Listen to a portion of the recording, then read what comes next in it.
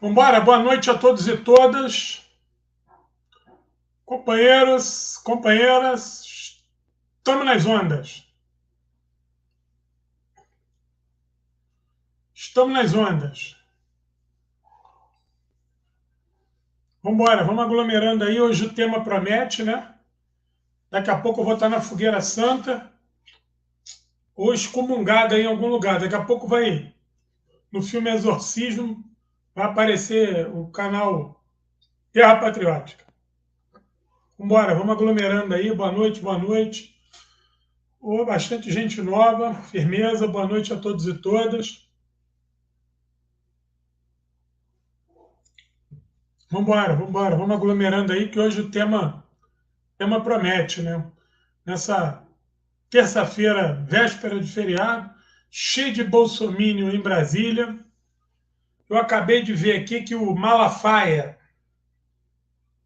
fez uma oração pedindo a Deus que as urnas travem 8 horas. Que se tiver uma fraude, as urnas parem de funcionar 8 horas. E que o Lula vai fechar a igreja.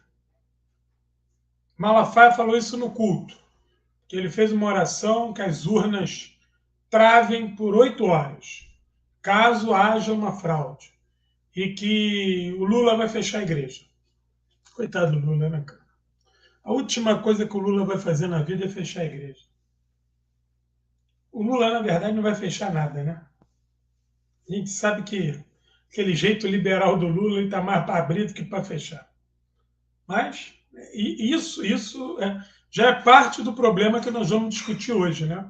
Como é que um pastor vai para a sua igreja, mente descaradamente e não há nenhuma intervenção da Justiça Eleitoral para imediatamente silenciar ele, imediatamente falar para ele, ó, você não pode falar isso, que isso fere o processo eleitoral.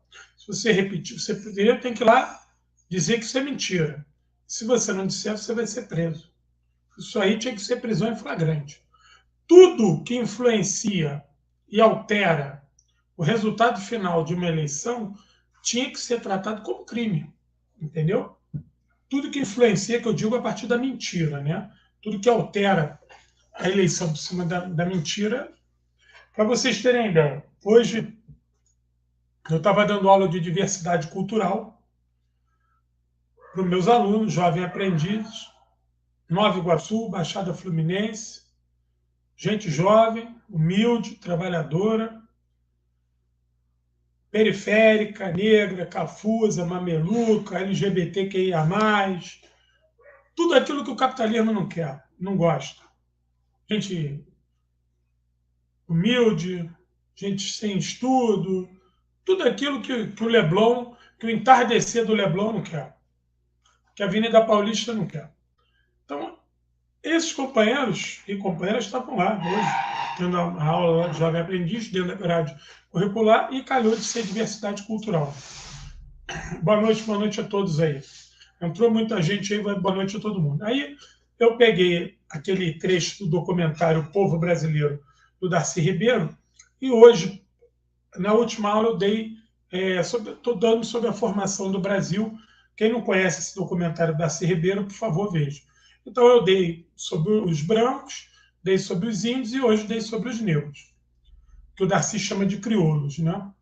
E ele diferencia bem o que é o crioulo, que ele chama crioulo, que não tem nada a ver com a burguesia crioula, ou a elite crioula, né, latino-americana. E aí vai chegar na parte dos rituais afro e na questão da religiosidade, e como é que é essa questão do sincretismo, e como é que o brasileiro, como é que o negro africano escravo vai fazer as suas adaptações para manter viva a sua fé. Um aluno meu, negro, preste atenção, negro, olhou para mim e falou assim: professor, isso aí é religião?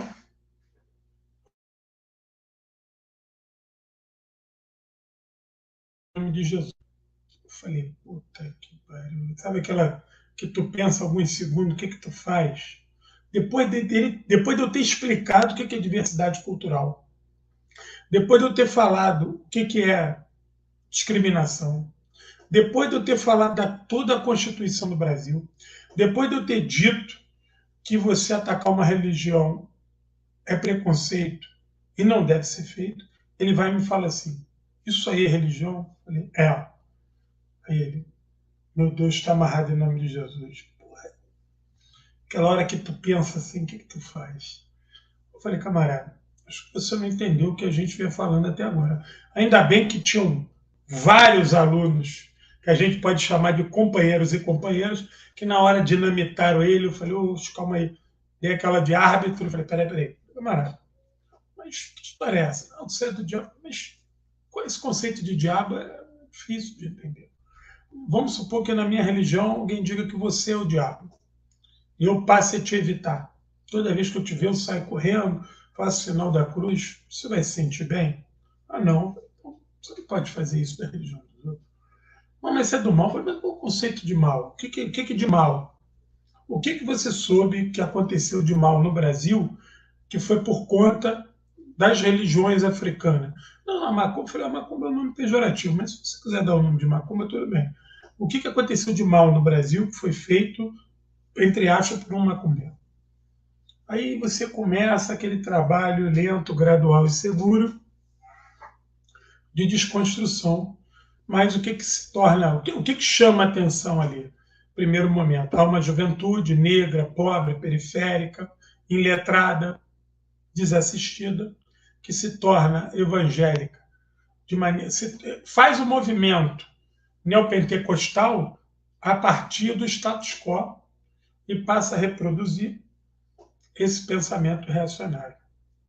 Entendeu? Aí é foda. Ô Marcos, eu vou fundar. Eu gosto muito do Raul, né? Então o pastor João aqui vai fundar a Igreja Invisível. Transforma pau em pedra, cuspe em mel. Para mim não existe impossível. Pastor João e a Igreja Invisível. O Chico Anísio tinha um quadro muito bacana do Tintones, Glória Tintones. Aquilo era a sátira a essas seitas neopentecostais. E eu acho que a gente começa dali. Quem não conhece, por favor, vai no YouTube, bota lá Tintones.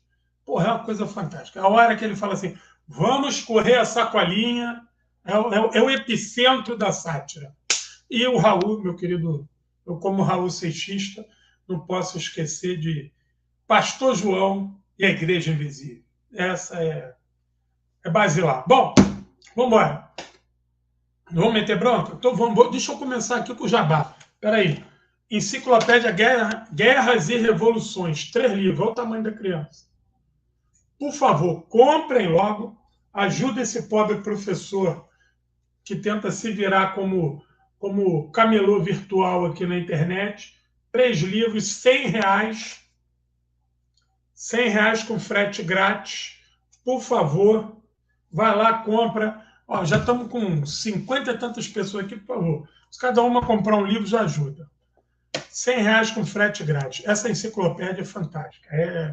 É para se entender todo o século XX, a nível de guerras e revoluções. É praticamente a Bíblia da guerra e das revoluções. Produto novo. Cinema vai à guerra, R$60, frete grátis para todo o Brasil. Fantástico. Tem uma turma que me cobrou, professor, quero mais informações sobre o livro, sinopse, amanhã estou publicando. Então temos Enciclopédia Guerras e Revoluções, R$100, 3 livros, R$100. Pesa 1 kg, 250 a enciclopédia. 3 livros gigantes. E Cinema vai à guerra. O que o Cinema vai à guerra? Conta como é que o cinema trabalhou a história a partir da guerra. Outro, me pediram assim, professor, apresenta suas placas. Na última live eu falei da placa de Berlim, aqui eu estou mostrando Sebastopol. Essa daqui é a réplica exata da sinalização viária de Sebastopol. Quando? Quando do momento da guerra. Quando as tropas nazistas chegam em Sebastopol, em 1941, era aquela sinalização ali. E aquela placa é réplica exata de uma placa que eu vi. furada de bala, enferrujada e suja. Sebastopol viveu um cerco gigante de mais de um ano, resistiu firme ali, mas depois caiu. Sebastopol era a sede da frota do Mar Negro e ficava ali na Crimeia. Sebastopol tem uma história de luta fantástica, seus habitantes, seus defensores ficaram até o fim ali e venderam a derrota cara para os alemães. Depois, em 1944, o exército soviético volta e retoma Sebastopol com a seguinte jura. Os soviéticos fizeram essa jura. Nunca mais ninguém tomará Sebastopol de nós. Então, a sede da frota do Mar Negro, ela hoje é uma cidade forte, é uma cidade fortaleza. Aquele conceito de cidade-fortaleza do início do século XX, hoje, obviamente, é diferente, mas hoje é um bastião intransponível, porque por toda a missilística soviética russa, então hoje nada entra em Sebastopol sem que a Rússia permita, entendeu? Nada. A sede da frota do Mar Negro vedada a qualquer inimigo. Só amigos, turistas, irmãos e parceiros vão entrar em Sebastopol com o maior carinho do mundo, vão ser recebidos pela população, mas inimigo não pisa mais em Sebastopol por causa das suas defesas de costa, de mar, de terra e de ar. Fantástico, Sebastopol. Quem quiser saber o preço das placas, depois eu informo no final, mas vai lá no meu Instagram, lá, Guerra Patriótica, que está lá a tabelinha com preço e tal. Uma placa é R$70, mais 10 de frete, mas aí eu fiz que nem os americanos, tem desconto progressivo. Se comprar todas as placas, se comprar 4 placas, ganha a quinta e ainda tem frete grátis. Depois entra lá. Então, essa daqui é a réplica da sinalização Sebastopol quando os alemães chegaram. Essa réplica aqui eu tirei, obviamente, de uma imagem de Sebastopol, onde ela estava furada de bala, exatamente dessa maneira, com esse tom de cor, com esse barramento, com essa letra. A única coisa que era diferente era o tamanho, né? Porque a sinalização verdadeira era bem maior. E essa daqui é uma imagem reduzida para que você possa botar na sua casa, entendeu? Ela é uma placa em PVC, impressa em altíssima resolução. Bom, falei do livro, Guerras e Revoluções, por favor, precisamos comprar isso aqui para ajudar aqui o canal, ajuda esse professor aqui, por favor, que vive imerso à crise do Brasil, e lançamento novo, Cinema Vai à Guerra. Todos os dois, tanto a enciclopédia quanto o Cinema Vai à Guerra, são obras que foram comandadas por professor Francisco Carlos Teixeira da Silva, um dos maiores intelectuais vivos, um dos maiores historiadores do Brasil. O meu livro novo, Getúlio, O Exército Vermelho na Mira de Getúlio, fase final. A companheira que está diagramando me entrega ele essa semana, ainda não entregou, porque eu estou tentando finalizar aqui a ficha catalográfica. Ela me entrega até sexta. Segunda eu mando para a gráfica. Não sei quanto tempo, acho que mais uns 10 dias eles já me mandam. Então, daqui a 10 dias a gente tem um livro novo, que é uma pesquisa inédita, fantástico. O nome do livro é O Exército Vermelho na Mira de Vargas, onde eu conto como foi a censura estabelecida pelo governo Vargas, pelo DIP, as informações que vinham do Exército Vermelho durante a guerra. Lá eu vou mostrar como é que os jornais retratavam os avanços alemães de 41 a 42, fera, depois que os soviéticos começam a fazer a cobrança, o jornal mingua. Mas depois de 43, o Getúlio não tem jeito, ele tem que arregar, porque o aço vermelho é mais forte. Sobre o livro Aço Vermelho, a boa notícia é que tem um companheiraço que já fez a capa do Aço Vermelho. O Aço Vermelho já tem capa nova e ele vai passar por uma revisão, que é a segunda edição. Depois do lançamento desse livro aí que eu estou falando, O Exército Vermelho na Mira de Vargas, logo assim que eu lançar esse, eu vou sentar aqui e vou começar a fazer a revisão dele. Depois eu vou mandar para essa companheira diagramar também. Essa companheira já é a diagramadora oficial do selo Edições Guerra Patriótica. E aí a gente vai botar o Aço Vermelho na pista até o Natal, entendeu? Mas é o que eu estou falando para vocês, eu falei aqui na última live. Se eu não conseguir vender a primeira tiragem de 300 livros do Exército Vermelho na Mira de Vargas, eu não vou conseguir lançar o Aço Vermelho. Eu não tenho fôlego para isso. Eu preciso vender esses 300 livros. Getúlio vai à guerra. Preciso que vocês me ajudem aí com o canal do YouTube para crescer, com o Instagram para crescer, do Twitter para crescer, Facebook para crescer. Preciso do boca a boca de vocês. Preciso, quem puder, compre. Quem não puder comprar, divulga. Se eu não conseguir vender isso, eu não consigo recuperar o que eu investi no Getúlio. E aí eu não tenho fluxo de caixa para pagar o Aço Vermelho, porque eu tirei de todas as editoras. A editora não vai ver mais R$1 meu enquanto não me fizer uma proposta. Não dá. Eu lancei o Aço Vermelho em 2014, nunca ganhei R$1. Nunca ganhei R$1. Professor, tu ganhou R$1? Não. Ganhou 50 centavos? Não. Ganhou 10 centavos? Não. Não posso eu ter sido condecorado 2 vezes pelo governo russo. O governo russo me condecorou 2 vezes. Eu dei entrevista para todos os veículos de imprensa do BRICS, dei entrevista para vários veículos de imprensa russos, dei entrevista para veículos de imprensa do Brasil, participei de uma série de eventos de vários partidos de esquerda do Brasil. Porra, e não ter ganho porra nenhuma com o livro. A editora, que era dona do livro, encheu o rabo de dinheiro, eu não ganhei porra nenhuma. Entendeu? Não dá. Aí deixa aqui, deixa guardado aqui até que um dia. Se um dia não aparecer, é espólio do meu filho, ele que se vire com essa porra para lá. Porque não pode eu escrever, botar para rua e não ganhar nada. Eu participo aqui, eu organizei o livro sobre a Grande Guerra Patriótica do camarada Stalin. Isso é um trabalho de tradução seríssimo, feito pelo companheiro Quiroga e pela família dele. Organizado pelo Mário Dias há 30 anos atrás, quase.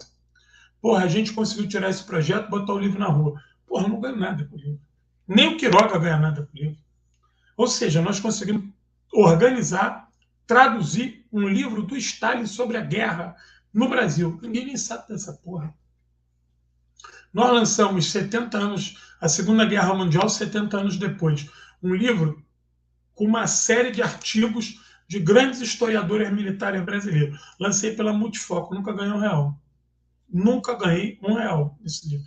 Esse livro tem uma série de artigos inéditos sobre o Brasil, sobre a União Soviética, sobre a Inglaterra, sobre os Estados Unidos. Cara, o livro é do caralho. Cadê?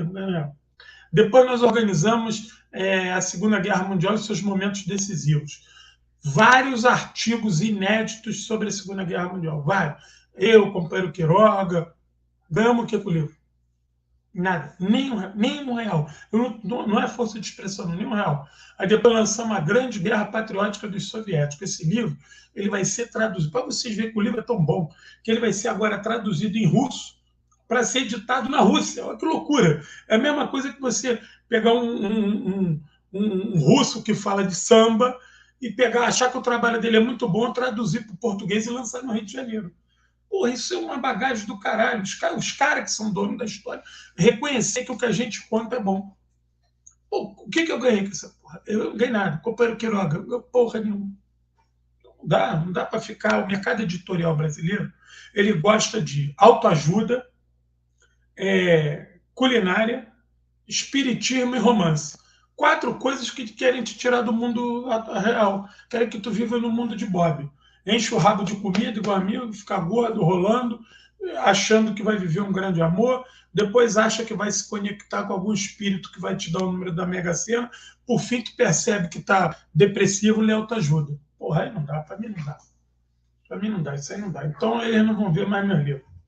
A mim, se eu nunca mais puder escrever nenhum livro, eu me dou por encerrado. Porque o que eu tenho aqui de material para escrever uma porrada de livro, não dá. Eu lancei o América Latina na Encruzilhada. A maior obra já feita até hoje, que fala sobre os reveses dos movimentos progressistas da América Latina a partir da Guerra Híbrida.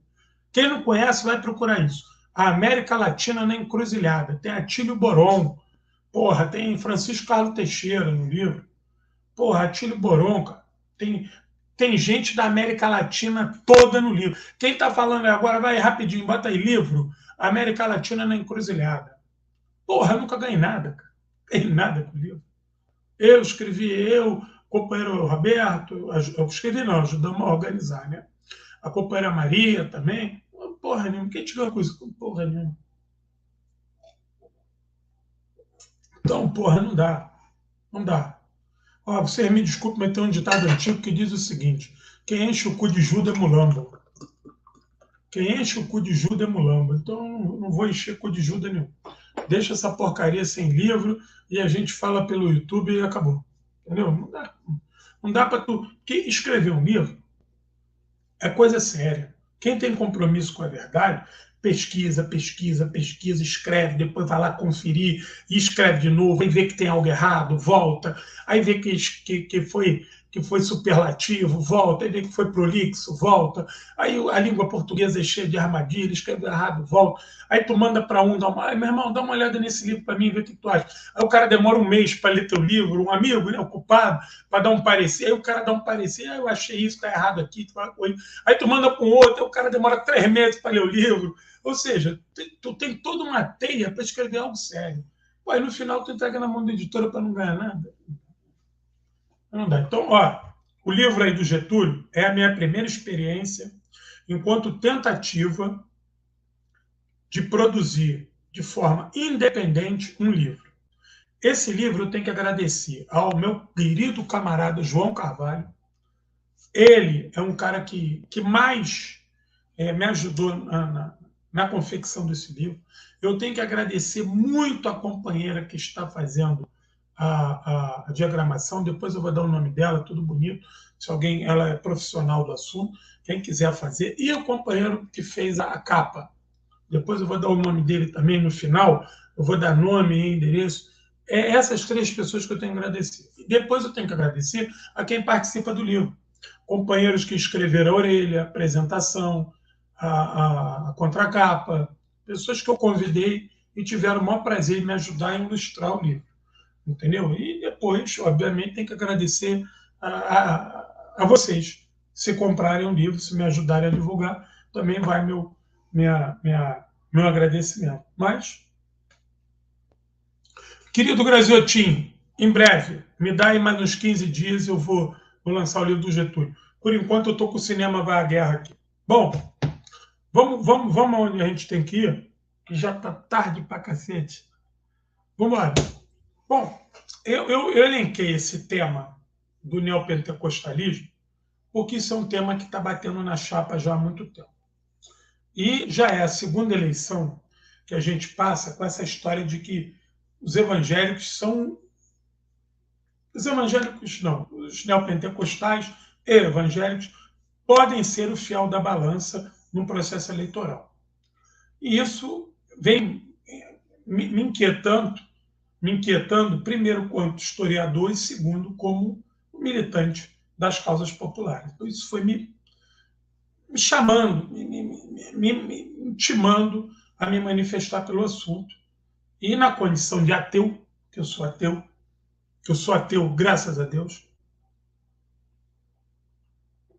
eu queria falar sobre isso, eu estava surpreso aqui, e falei, vou fazer uma live, vou tentar organizar essa live, primeiro, para não parecer que é nenhum ato discriminatório, não é isso.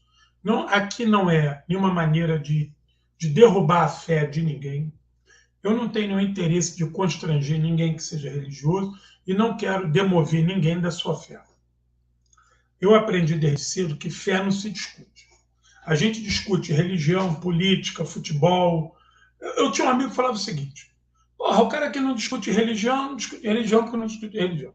Não discute política, não discute política. Não discute futebol porque não discute futebol. Porra, não discute nada porque é frouxo, porra. Tem medo. Eu não sou frouxo. Eu vou discutir tudo e tudo é discutível. Mas a gente não tem o direito de ficar cobrando de ninguém fé. Ou combatendo a fé de ninguém. Se o cara fala assim, ó, eu tenho fé nesse telefone aqui. Toda vez que eu olho para esse telefone, eu me sinto bem. Porra, quem sou eu para falar que ele é maluco ou que não tem nada disso? Porra, o sentimento é dele, o telefone é dele.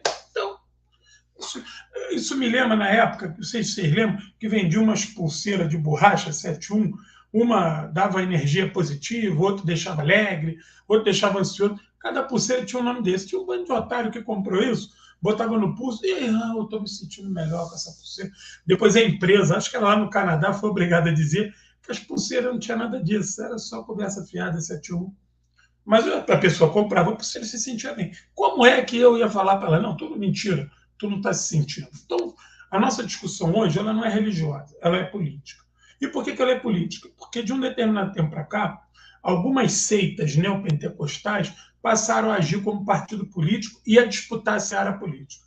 Se vieram discutir política e debater, eleger e ser eleitos, então estou passível de crítica. Eu não vou aqui falar de nenhuma outra religião, porque eu não conheço nenhuma outra religião no Brasil que esteja fazendo esse tipo de movimento.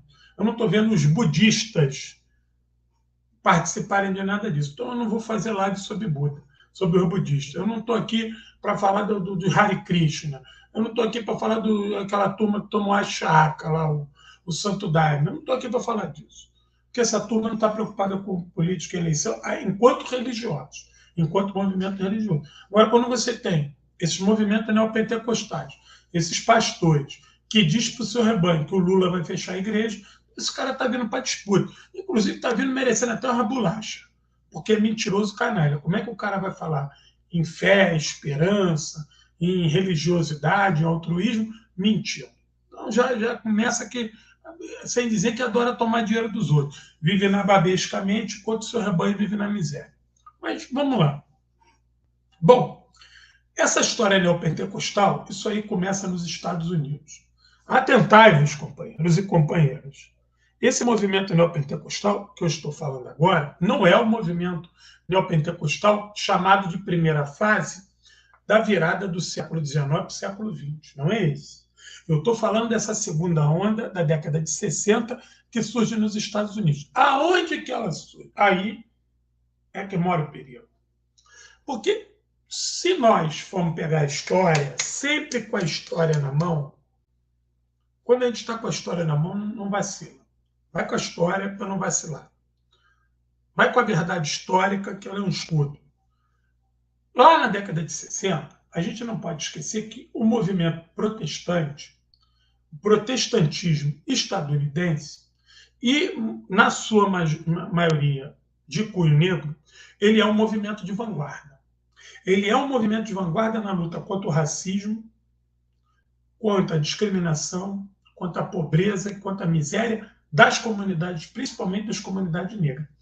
Nesse momento, na década de 60, é quando vai começar também uma grande onda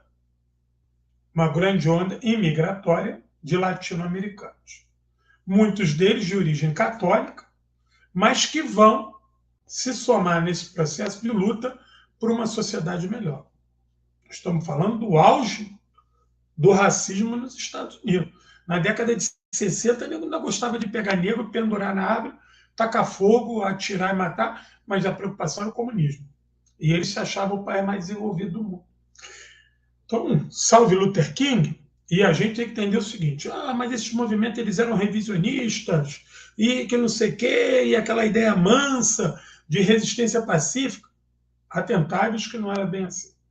Tanto que quando o movimento Pantera Negra surge, eles vão atenuar a crítica deles a esses movimentos. Claro que eles vão falar o seguinte, não adianta ficar rezando aí não, tem que vir para a luta. E muitas dessas igrejas protestantes, estadunidenses, organizaram marcha, organizaram luta, organizaram vigília, com o que tinha, foram se aproximando de um movimento progressista, atentários, salvaguardando as devidas proporções e época, e analisando ali as condições de temperatura e pressão, muito dessas igrejas protestantes foram movimentos de vanguarda nos Estados Unidos de combate ao racismo. E elas vão desenvolver todo um projeto de assistência social para discutir comunidade. Não era para discutir problema individual, para discutir comunidade. Abrir loja negro para empregar negro, negro botar dinheiro, comprar carro na mão de negro, que o dinheiro da comunidade fique na comunidade. Isso é muito importante. E os Panteras Negras vão beber nessa fonte. Eles vão entender que eles precisam ser a superação dialética disso, né? E vão ser. E aqui vai meu alô, porque nós ainda temos um dos maiores Panteras Negras preso, Mumia Abu-Jamal, condenado à prisão perpétua, condenado à cadeira elétrica. Hoje ele está na prisão perpétua por um crime que ele não cometeu. Vocês que são jovens aí que não conhecem, vai lá na internet e conhece lá Mumia Abu-Jamal. Esse é o cara. Abu-Jamal é o cara. O que acontece? Você precisava destruir esse movimento. E a gente já viu que a questão da droga foi um dos instrumentos, principalmente a cocaína, a heroína, foram instrumentos que foram usados nos bairros negros para desmobilizar a luta. Tem bastante filme legal sobre isso aí. Eu vou deixar uma dica de um filmaço aqui, Boys in the Hood, Os Donos da Rua. Assistam esse filme, que esse filme é do caralho. Boys in the Hood, Os Donos da Rua. É um artigo que tem algumas...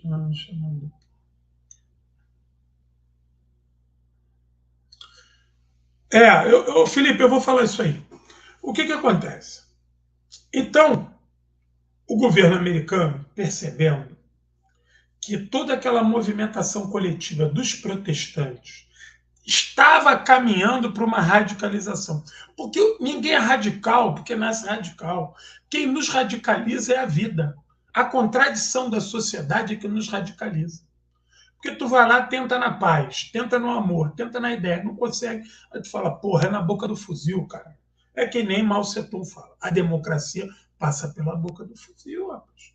Porque quem dá o primeiro tiro não somos nós, não são eles. Todo dia tem notícia de ataque a índio. Morreu um índio de 14 anos. Todo dia morre uma criança na favela do Rio de Janeiro. Todo dia morre um pobre na periferia do Brasil na mão de polícia. Quem dá o tiro, o primeiro tiro são eles. A gente só é taxado de violento, mas não somos violentos, não.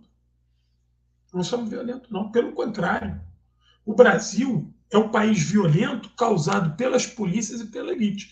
Porque pela miséria e pela fome que a gente passa, a gente é muito manso.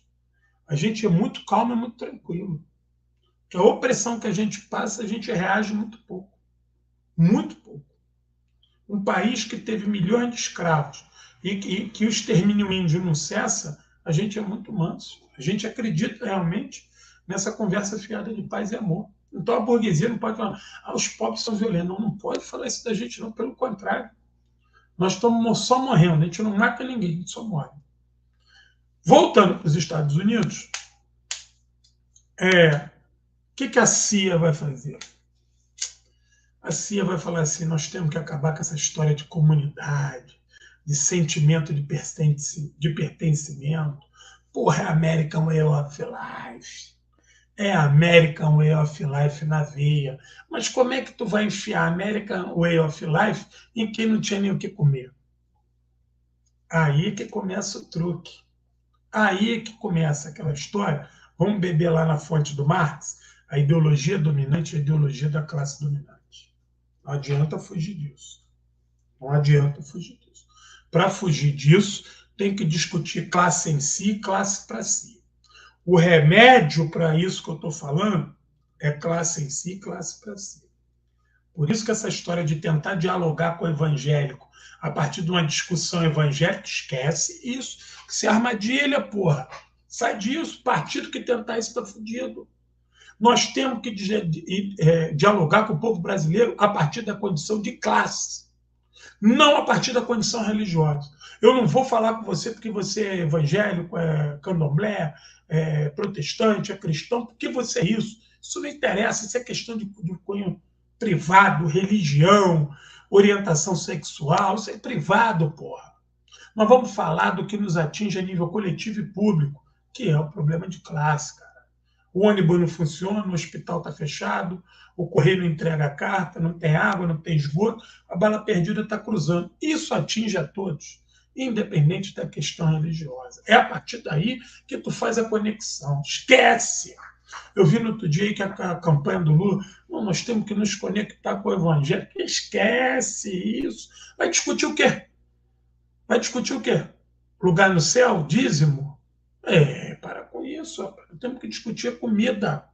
Temos que discutir água para tomar banho, sabonete, água encanada. É por que falta casa? Por que o ônibus não funciona? Isso não está na Bíblia. Esquece isso, rapaz. Esquece isso. Quem tentar isso está fudido. Isso é armadilha. Isso é armadilha. Isso aí é papo lateral. A questão revolucionária passa pela discussão da classe. A gente pode usar vários sinônimos para discutir classe. Vários. A abordagem pode ser múltipla, variada. Pode ser até subliminar. Deve ser. Para não espantar a presa. Mas não vem com esse papo de vou lá, uma questão ecumênica. Esquece isso, porque o neopentecostal ele é sectário pela própria natureza. Se ele não for sectário, ele não é neopentecostal. Então não adianta você ir lá tratar de questões sine qua non, se você não tem anteparo para isso.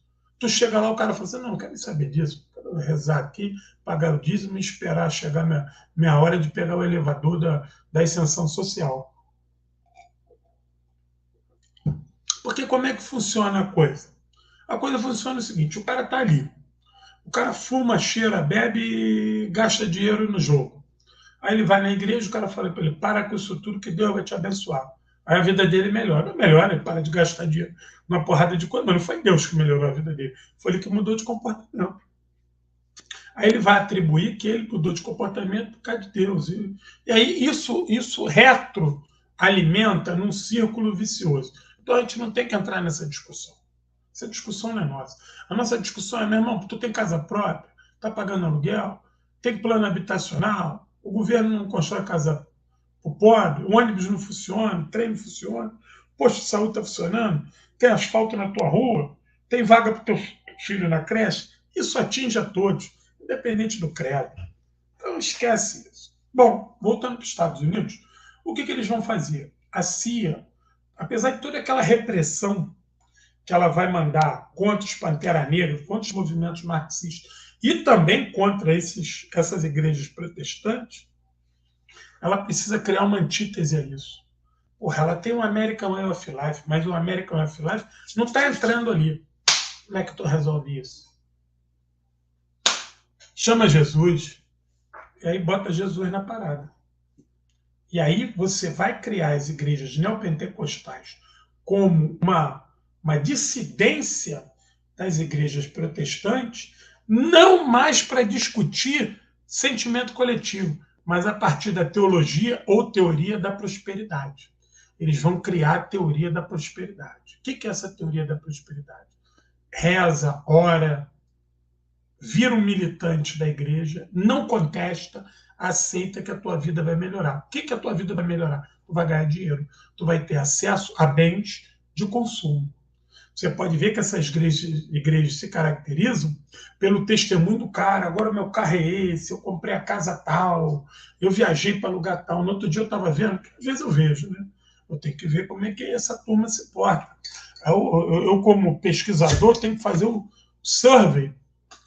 E eu estou vendo o cara dizendo que ele agora tinha um Land Rover. Aí ele mostrava a chave do Land Rover na televisão.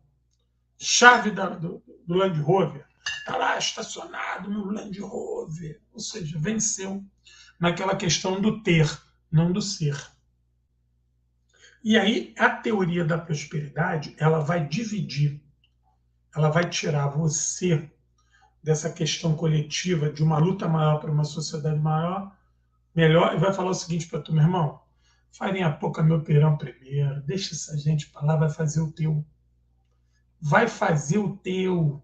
Vai fazer o teu, cuide só do teu, vai cuidar da tua vida, vai estudar, vai trabalhar, vai ser um bom cristão, não se mete nessas coisas, respeita o governo, essa gente é comunista, é ateu, é gaysista, é aborteira.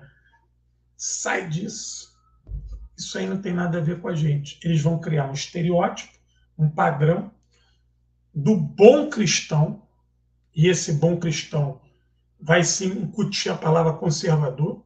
Essa palavra conservadora ganha força nos Estados Unidos a partir dos anos 50, porque ela vai ser a antítese a todo aquele movimento de liberação sexual, cultural, ideológico que eles vão experimentar no pós-guerra e que vai refletir na Guerra do Vietnã. Vai refletir na Guerra do Vietnã. E a Guerra do Vietnã, um dia eu vou fazer uma live aqui para falar sobre a Guerra do Vietnã. Eu estudei muito a Guerra do Vietnã. Eu sei de coisas da Guerra do Vietnã seríssimas, independente da questão da guerra, a questão ideológica. Mas vou falar da guerra também. Conheço muita coisa da Guerra do Vietnã interessantíssima. Então, esse movimento protestante ele vai ganhar um espaço. Não sei se vocês sabem, lá nos Estados Unidos tem uma coisa que é democrática, os veículos de comunicação. Lá tem muita rádio e muita TV local. Entendeu? E lá, nego, vende espaço. Tu é fodido, tu tem um armarinho, tu tem um espaço lá, pelo menos tinha, né? Tu podia anunciar o armarinho do São José da Esquina, padaria do Sobrado. Isso eles popularizaram essa coisa, né? Para além das grandes redes, CBS, Fox News, CNN vem agora, né? Mas as grandes redes, elas eram nacionais, mas você tinha muita rede local. E essas redes locais, elas eram ocupadas. Essa questão das igrejas protestantes, de você ter aqueles corais negros, porra, aquela voz maravilhosa, aquilo ali era um momento de reflexão. O cara sofria a semana toda na mão do branco. Pô, mas ele chegava lá na igreja, ele botava a melhor roupa dele, ele cantava, ele comia bem, ele conversava, ele estudava, ele aprendia a ler e escrever, o filho dele era respeitado. Então, isso era um sentimento de coletividade, de contestação daquela sociedade hipócrita, racista, reacionária que os estadunidenses mantinham na década de 60. A CIA vai pegar essa turma e vai criar uma fissura e vai criar o neopentecostal, né? Pentecostes, o Pentateuco, os 5 livros, né? Eu não vou entrar nessa discussão religiosa, porque quem sabe o que é isso aí eu não quero entrar nisso. Estou aqui para falar de política. Esse movimento ele vai começar a criar igrejas. Primeiro tem aquele movimento quadrangular, né? De contestar aquelas igrejas, aquele dogma católico todo, porque isso é um problema que vai acontecer aqui no Brasil. Tem um momento que a Igreja Católica, apesar da questão histórica nos Estados Unidos, o catolicismo não ser tão forte quanto o protestantismo, por causa da matriz anglicana inglesa, mas o que acontece? As igrejas católicas, todo aquele aparato de muita beleza e todo aqueles rapapés religiosos, você começa a ter pastores nos Estados Unidos, protestantes, de linha progressista, que vão dar aula em simples apartamentos, em simples prédios que são quadrangulares. Entendeu? Então, pô, aquilo ali virava uma igreja. Você não precisava mais ter aquela igreja com chapeuzinho, com cruz, com sino. Isso aí é uma coisa, isso é luxo. Você não precisa disso. Você passa a trabalhar um Deus e uma religião cada vez mais próxima da tua realidade. É por isso que o protestantismo não tem essa coisa de padre, porra, careta, padre que não casa. Porra, como é que o padre que nunca casou vai dar encontro de casais? Porra, o cara está querendo matar a mulher quer matar o homem. Aí o padre vai lá e fala, vamos fazer um encontro de casais que vai resolver isso. Pô, mas o padre nunca casou, cara. O padre nunca pagou uma conta. O padre nunca pagou uma conta. O padre é sustentado pela diocese, tem carteira assinada como padre. Tem um monte de gente que vai lá lavar a roupa dele, cuidar dele, nunca trabalhou. Como é que ele vai falar para o casal que está em crise, o que vai fazer? Aí o casal está passando fome, não tem dinheiro, a criança, um monte de criança endemoniada, o caos total em casa, vem o padre, não, calma, pega aqui o sermão da montanha, olha ali o bezerro de ouro, calma, meu caralho, mas é a casa um conflito, a porta não abre, a janela não fecha, aí não dá, não tem jeito. Então, tira o padre. O padre continua com essa questão do celibato. Isso é um dogma da Igreja Católica, obviamente, há de se respeitar. Porém, os protestantes vão falar que não, para com isso. O cara casa, tem filho, e vai tocar a vida dele. Isso é um ponto positivo do protestantismo, que aproxima o protestantismo da realidade. Entendeu? Outra coisa, até a década de 60, muitas das igrejas católicas celebravam a missa em latim, Padre de Costa, porra, aí não fode, aí não dá. Eu vou contar para vocês, eu não fiz primeira comunhão. Mas por que eu não fiz a primeira comunhão? Eu já estava com as minhas cabeças endemoniadas pelo marxismo mesmo, mas a minha mãe falou, não, vai fazer a primeira comunhão, foi a primeira comunhão. Aí eu fui muito jovem na igreja que tinha lá no bairro onde eu morava, no bairro de Braz de Pina, na zona norte do Rio de Janeiro. Cheguei lá, a igreja, aquela questão de obra de igreja, que não acabava. A igreja, a vida toda em obra. Então, a missa era realizada num local onde pingava, tudo molhado, o chão era de terra batida, mas a igreja era gigante, era Santa Edvige, nome da igreja. Quem é do Rio de Janeiro, bota lá, Santa Edvige, Braz de Pina, vai saber a igreja. Agora eles já terminaram. Aí o que acontece? Mas isso eu tinha 13, 12 para 13 anos, eu tenho 48 ou quantos anos? Tenho quase 50 anos. Aí o que acontece? Fui lá, um dia eu cheguei lá, mas estava chovendo muito, eu de guarda-chuva, aquele livrinho que ele dava. A minha avó foi lá, coitada, me matriculou, falou, você vai fazer primeira comunhão. Eu não queria ir, né? Eu estava com a cabeça em outro canto, eu estava querendo saber de foice e martelo, eu não sabia de cruz. Porra, eu estava em outro patamar, tá? Que nem o Flamengo. Aí, um domingo, já tinha que acordar cedo domingo, porra, é sacanagem, chovendo. O frio foi o gordinho com o chapéu dele, e a igreja não era muito perto da minha casa, não, todo molhado, todo molhado. Chego lá na igreja um pouco atrasado, por quê? Por causa da chuva.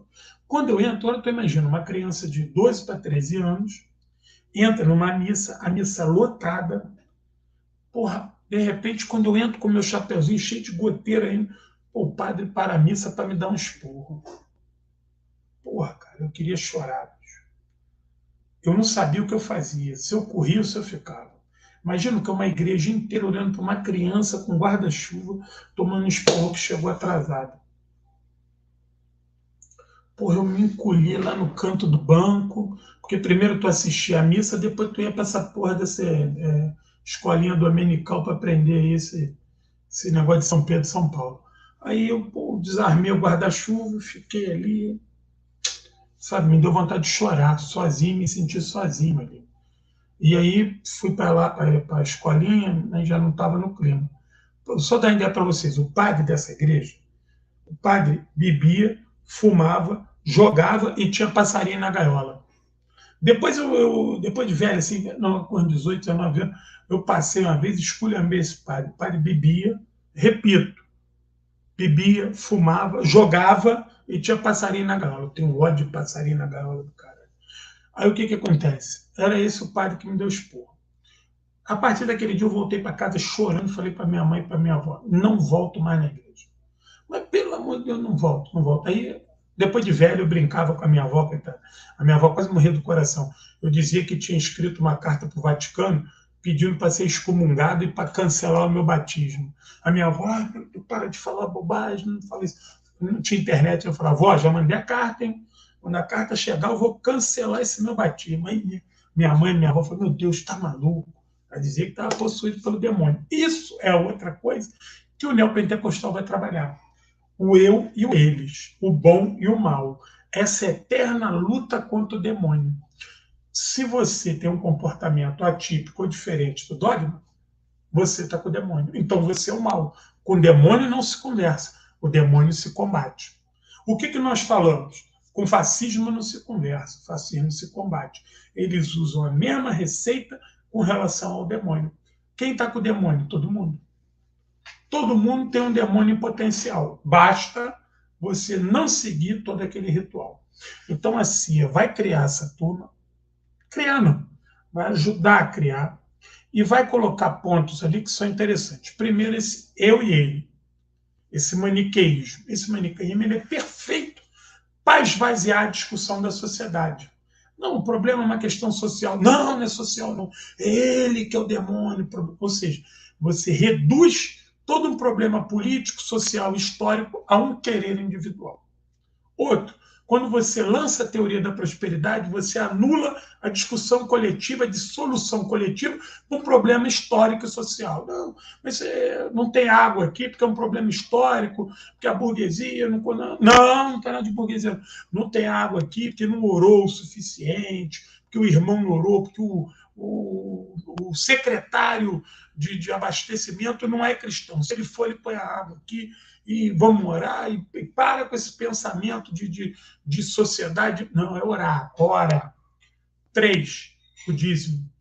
O dizimista passa a ser o carro-chefe disso. O que você faz? Tu pega o dizimista e fala para ele, eu estou compromisso com a igreja. O tesouro de um homem está onde está seu coração. Já ouviram isso? É exatamente isso. Então, o coração dele está na igreja, então ele vai botar tudo ali. Só que o pastor vai despontar financeiramente. É até covardia da minha parte falar que o pastor vai despontar, porque o que a gente tem de pequenas igrejas com pastor numa dureza danada é muito grande. Mas eu estou falando desses magnatas aí. Valdomiro, Malafaia, Macedo, esses R.R. Soares, aquele tal de Pôncio, esses 7-1 aí, que para mim é 7-1, é estelionatário. Para mim é estelionatário da fé. O que acontece? Mas você tem muito pastor sério, pessoas que acreditam ali no seu ministério, que levam uma palavra de fé e esperança, aquela igrejinha humilde, que o cara, tu vai ver o pastor tá lá pintando aquela porra, chega num carro velho, e porra, tem a maior preocupação de enfeitar a igreja e transformar a igreja num local aplausível para receber o seu rebanho. Isso é sério. Isso é sério. A gente pode contestar depois o caminho ideológico que ele escolhe. Mas isso é sério. Isso tem que ser respeitado. Entendeu? Isso tem que ser respeitado. O problema é que essa carga ideológica individual e pró-capital, ou seja, esquece tudo, faz o teu papel, vai estudar, vai trabalhar, vai vir para a igreja e vai ser conservador. Isso é uma ordem para que você esqueça a sociedade ao seu redor. Você simplesmente vai pautar a sua vida a despeito da sociedade. Faria pouco a meu pirão primeiro. Se for dos outros, vou cuidar da minha vida. E a minha vida ela vai ser cuidada a partir da minha obediência cega a uma doutrina que é, muitas das vezes, descentralizada. Essa é a mágica do neopentecostalismo. Eles não têm uma doutrina central. Não existe uma hierarquia. Por que eles vão criar isso? Para eles poderem trabalhar à vontade. Aí entra a questão do liberalismo. Eles falam que são conservadores, mas aquele ditado... Eu tinha uma professora dos 800 que eu falava isso para ela na faculdade, ela me repudiava, ela já me odiava por muitas coisas, né? Primeiro que ela era reacionária e outra coisa. Ela me odiava que eu era diretor do centro acadêmico e a gente vivia metendo pau nela lá, aquela vacilona do caralho, mas ela me odiava que eu falava assim, nada mais conservador do que um liberal, nada mais liberal do que um conservador. Ela odiava. Existe, que ela é dos 800. Inclusive, está tendo toda essa manifestação aí do Dom Pedro Charuto, e ela não aparece na televisão. Até vou dar uma gargalhada que esqueceram dela. Ela é toda metida, toda posuda, ninguém lembrou dela. Ou ela fala de livro numa época que só tinha analfabeto. E fala de imprensa numa época que ninguém lia porra nenhuma. Pô, então vai botar no lixo da história. O que acontece? Esse é o truque. O truque é você cada vez mais individualizar o problema social. Esquece a porra de política, esquece a porra de sociedade, cuida do teu irmão, quem está na igreja está certo, quem não está na igreja está errado. Aí, isso vem para o Brasil na década de 60. Há necessidade estadunidense de exportar isso para a América Latina. Porra, a América Latina está pegando fogo na década de 60, é guerrilha em tudo quanto é lugar. E a Igreja Católica fala de teoria, fala de quê? Teologia da libertação. Você tem que quebrar a teologia da libertação. E aí a Igreja Católica, apesar das suas pastorais e das suas comunidades eclesiásticas de base, a Igreja Católica é o ritual do beijamão. A Igreja Católica continua a Igreja Católica do Imperador. Olha, agora eu estou falando de Brasil. Agora eu já estou na sociologia. Os sociólogos vão me dar uma banda e falar: ô, seu filho da puta, é historiador que vai falar de sociologia. Daqui a pouco vai pintar um problema e me expulsar. O que acontece? Essa turma vem para o Brasil de mala e bagagem. De mala e bagagem. Vai abrir a sua igrejinha. A pessoa emblemática nisso é o Bispo Macedo, é o Macedão da Universal. O Bispo Macedo, ele foi muito hábil, mas ele não fez nada sozinho. Ele teve todo um apoio dos gringos. Os gringos ajudaram ele. Ele quando conta a biografia dele, ele suprime os gringos, mas os gringos ajudaram ele, inclusive financeiramente. Vem lá dos Estados Unidos a questão de ocupar os veículos de comunicação. E aí tem uma figura aqui no Brasil, quando eu era criança, meu irmão, quando eu era criança, era difícil ser criança na minha época. Sabe por quê? Porque tu não conseguia ver desenho. Desenho só passava na televisão de manhã ou à tarde, no final da tarde. Porra, a gente doido para ver um desenho. E a gente estava em casa vendo colete, ficava vendo aquela televisão, 6 canais, rodava o seletor, tinha controle remoto. Porra, toda hora o que aparecia? O tal do Jimmy Swaggart. O Jimmy Swaggart é o pai das igrejas eletrônicas. O Jimmy Swaggart é o primeiro grande.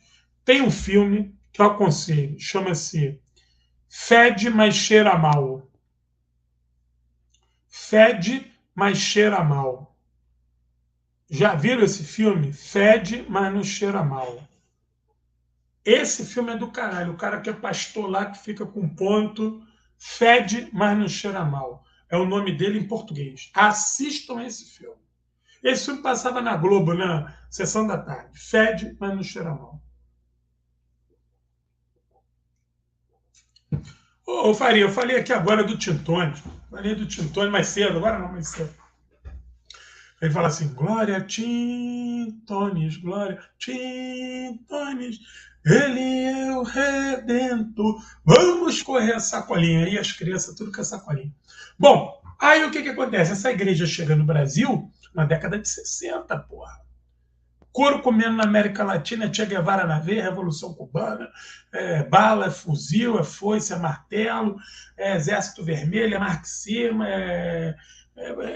couro comendo, bala voando. Tem que acalmar esse povo. Como é que você acalma? Com o Steve Martin, porra, falou aqui, ó. Porra, meu irmão, isso aí, esse cara aí é dos meus. Espera aí que eu vou botar minha visão aqui além do alcance. Espera aí. Pô, o cara conhece o filme aqui, ó. Porra, aí, Damaso, sim, com Steve Martin, é perfeito. Show! Ela é perfeito, isso aí, é o nome dele. Aí, isso aí, muito bom. O cara lembrou do filme aí, deu a dica, vai lá ver o filme. Esse filme é do caralho. Aí, é isso aí, fede, mas não cheira bem, isso? Eu acho que é alguma porra dessa daí, cara. Me perdoa também que o filme já tem muitos anos que eu não vejo, mas o filme é do caralho. Aí o Tintone não, o Jimmy Swaggart, ele vai usar a televisão nos Estados Unidos, ele vai começar a comprar horário. Qual é o horário que ele entra na televisão? O horário da mulher. Ele passa a fazer programas diários para a mulher estadunidense que está em casa, para a dona de casa, cheia de filho, comendo torta de maçã, com medo do comunismo.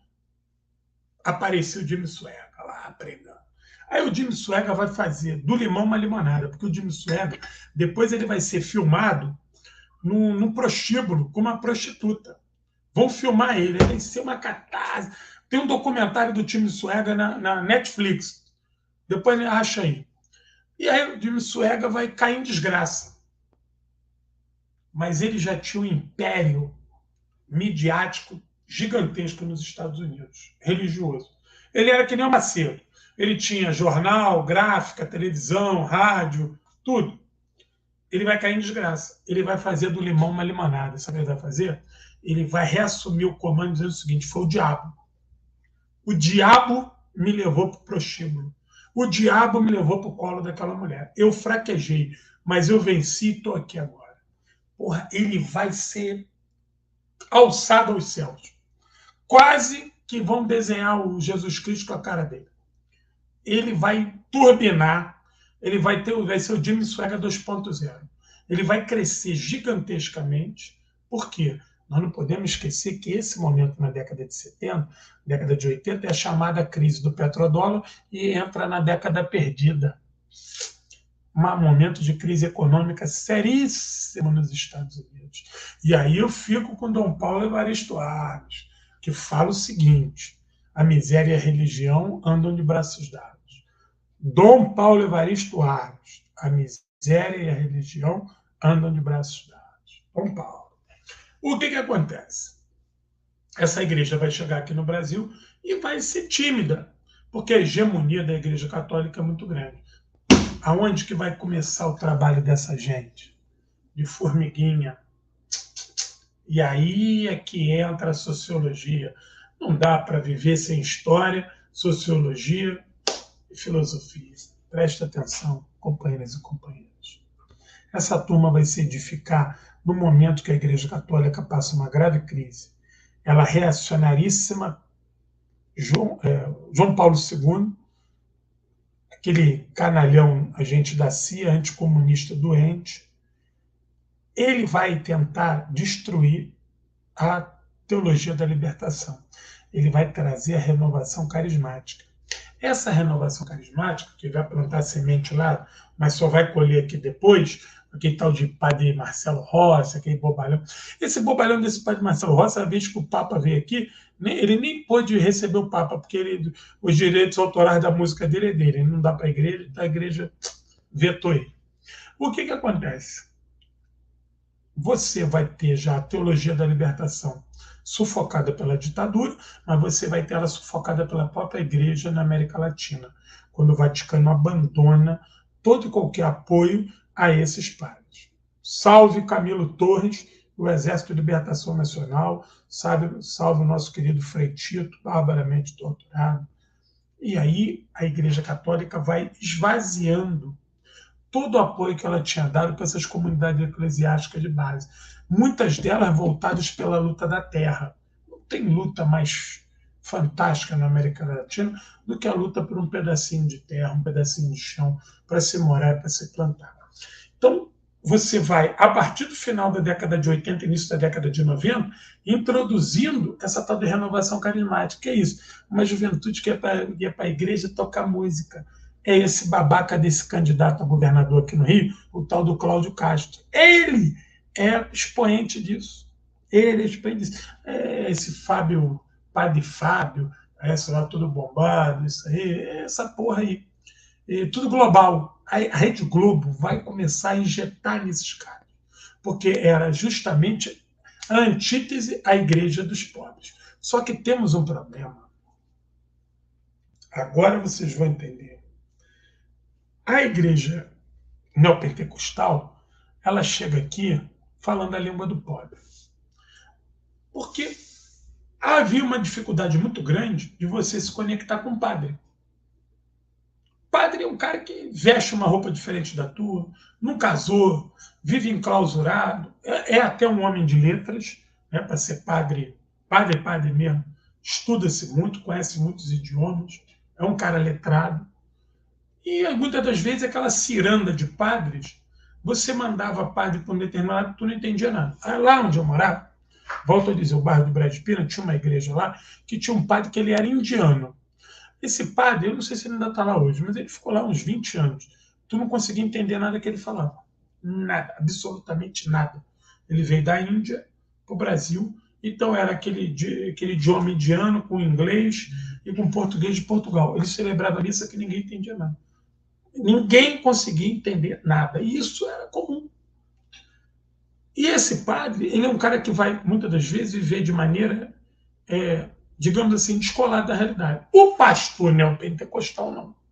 Ele é um cara que tem mulher, que tem filho, que paga a conta, que dirige o carro, que trabalha, que tem um emprego, que não sei o quê. Então, isso começa a conectar. E aí tem um problema. Nós estamos falando do Brasil, da década de 70 para a década de 80, onde a mulher ainda ficava em casa e o marido ia trabalhar. O marido ia trabalhar, tomava cachaça, via o futebol, chegava em casa cheio de machismo, batia na mulher, batia nos filhos, aquela mulher completamente desconfortável, submissa. Aonde que ela recebia apoio? Da igreja.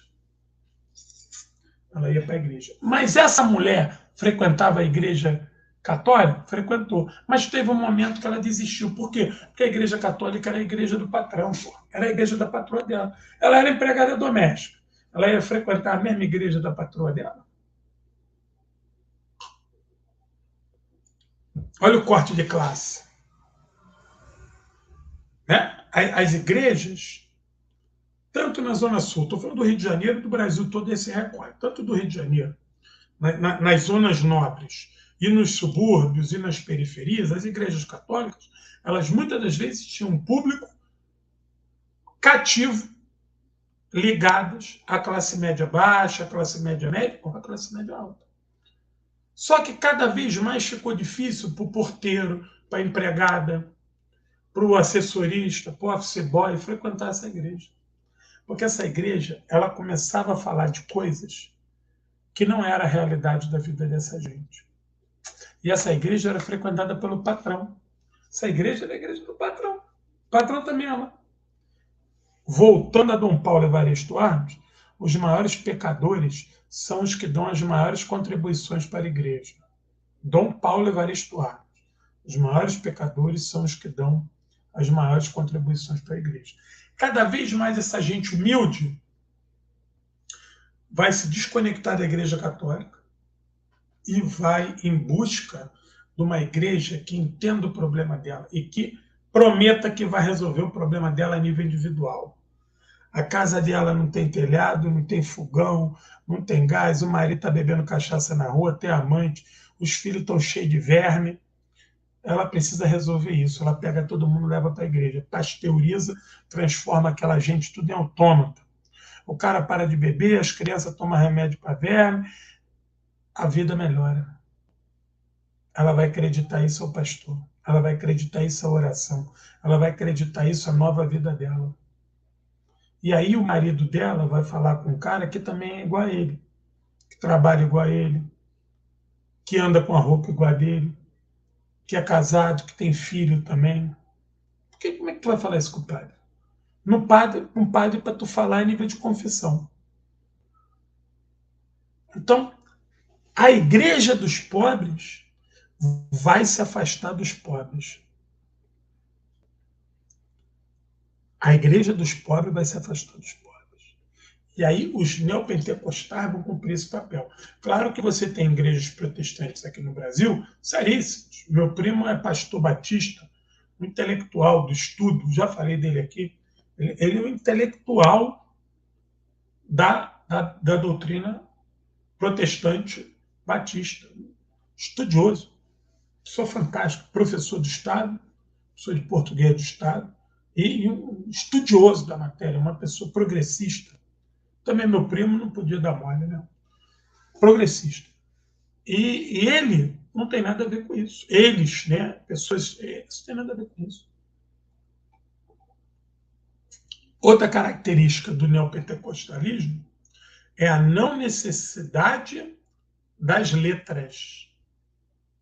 Enquanto os padres católicos falavam 10 idiomas, muitas das vezes não falavam nem o português, o pastor protestante ele fala o português instrumental, cheio de erros, cheio de come S, trepa verbo no predicado e vai indo, substantivo está casando com adjetivo, não tem problema. Ele fala com o rebanho dele.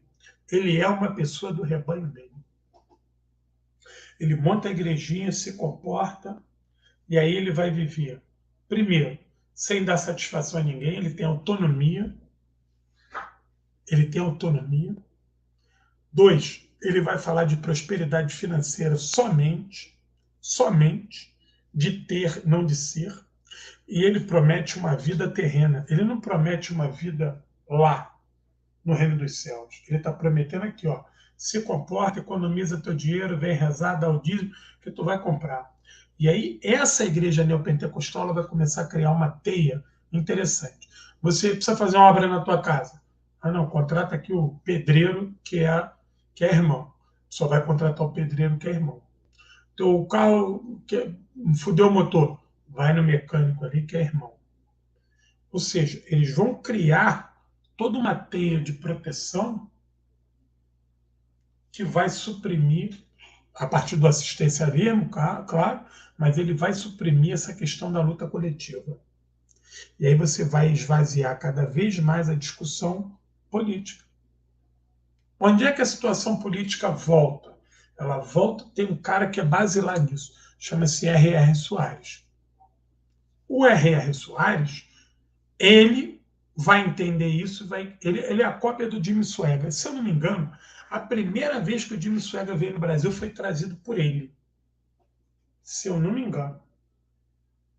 Se não foi a primeira, foi a segunda. E aí lotou Maracanãzinho. O que acontece? Eles vão começar a fazer uma discussão seguinte. A questão política a gente entende. Ela não funciona porque lá não tem os homens de Deus. Nós temos que eleger os homens de Deus. E aí você vai criar uma sociedade de autômatos que obedecem sem contestar a partir da fé. Que fé? Fé no dinheiro. Essa fé no dinheiro e na prosperidade pessoal passa por uma obediência servil ao pastor.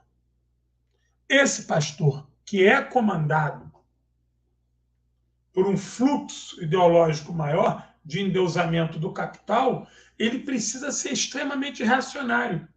Porque tudo que tem de progressista na sociedade derruba a condição dele de pastor, põe ele em xeque. Ele entende que se a mulher fizer um aborto, aquela mulher não precisa daquele homem. Aquela mulher, se fizer um aborto, ela é uma mulher independente, porra. Ela pode trabalhar, ela pode estudar e ela vai fazer 1000 abortos, isso é problema dela, o corpo é dela, quem manda é ela, porra. Se ela pode furar a orelha para botar um brinco, ela pode fazer um aborto, o corpo é dela, porra. Não, isso não pode. A mulher tem que ser submissa ao marido, porque o marido obedece a uma submissão a Deus. Quem é Deus? Deus é um ser etéreo que está sendo materializado pelo pastor. Quem é o pastor? O pastor é o cara que está do lado de você, que vai na tua casa, que conhece a tua vida, que é igual a você, que sofre o que você sofre. Pastor, ele fala assim, pô, meu carro quebrou também, igual o teu. Pô, eu também trabalho ali na empresa tal ali, pô, o cara ali, filha da puta, é católico, é Lula. Filha da puta, meu patrão é Lula. Ele sofre o que tu sofre. E isso acabou quando a Igreja Católica implodiu a teologia da libertação. Porque você tinha padres que sofriam junto com a população. Viva Camilo Torres, que pegou o fuzil para lutar, porra. Então você retira a Igreja Católica por um comando maior, o Karol Wojtyła, né, o João Paulo II, é o homem que vai tirar a Igreja Católica de próximo dos pobres por um movimento extremamente reacionário a comando da CIA e vai deixar... Na política não tem espaço vazio, tem espaço a ser ocupado. Esse espaço vai ser ocupado pelos neopentecostais, que tinham um projeto de poder, diferente dos protestantes. Os protestantes não tinham batistas, como é que é nas outras denominações? Anglicanos e luteranos. Esses não tinham projeto de poder político eleitoral que eu estou falando. Entendeu? Esse agrupamento protestante, ele se limitava a discutir questão religiosa. Ele queria discutir religião. E muitos desses pastores protestantes eram de cunho progressistas, hein? Preste atenção nisso. Estou falando de progressista, estou falando aqui de revolucionário. A igreja neopentecostal, a partir dos anos 80, ela vai paulatinamente ocupando um espaço de recuo da Igreja Católica. Quando a Igreja Católica barra teologia da libertação. Porque deixa eu contar uma coisa para vocês, quando era moleque, eu conheci aqui no Brasil, aqui no Rio, a turma da JOC, Juventude Operária Católica. E essa turma era foda. Eles faziam umas pinturas na parede do Rio de Janeiro, muito legal. Eles usavam o Recruta Zero. Quem conhece o Recruta Zero aí? Muito legal, muito legal. E eu conheci padres da JOC, da Juventude Operária Católica, que eram padres que se definiam quanto marxistas. todos esses padres foram afastados, foram isolados, foram aposentados. E eu conheci um padre que ele falou assim para mim: nós vivemos o pior momento da cristandade. Nós temos que entender que a diferença entre cristianismo e cristandade. A cristandade é um movimento político dentro do cristianismo. Ele fala assim: nós vivemos o pior momento da cristandade. Ele me falou isso no final da década de 90. Eu falei para ele: mas por quê? Ele falou assim: porque nós hoje somos tratados como párias pelo Vaticano. O Vaticano não nos quer. O Vaticano quer que nós nos aposentemos o mais rápido possível. Ele já tinha 68 anos. Eu falei: é mesmo isso? Não, vou me aposentar. E a Igreja Católica, ele falou: eu estou esperando, que parece que eu vou ser removido para a Europa. Ele falou: o que eu vou fazer com 68 na Europa, 68 anos na Europa? Vou me aposentar, encostar minha barriga lá e lá ficar, né? Porque aqui, tudo que eu precisava aqui de dinheiro aqui foi negado. Tudo que eu precisava fazer o trabalho de base foi negado. Em contrapartida, esses movimentos neopentecostais, eles vão se apropriar do Estado. É o padroado. Só que é o pastorado, digamos assim. Por quê?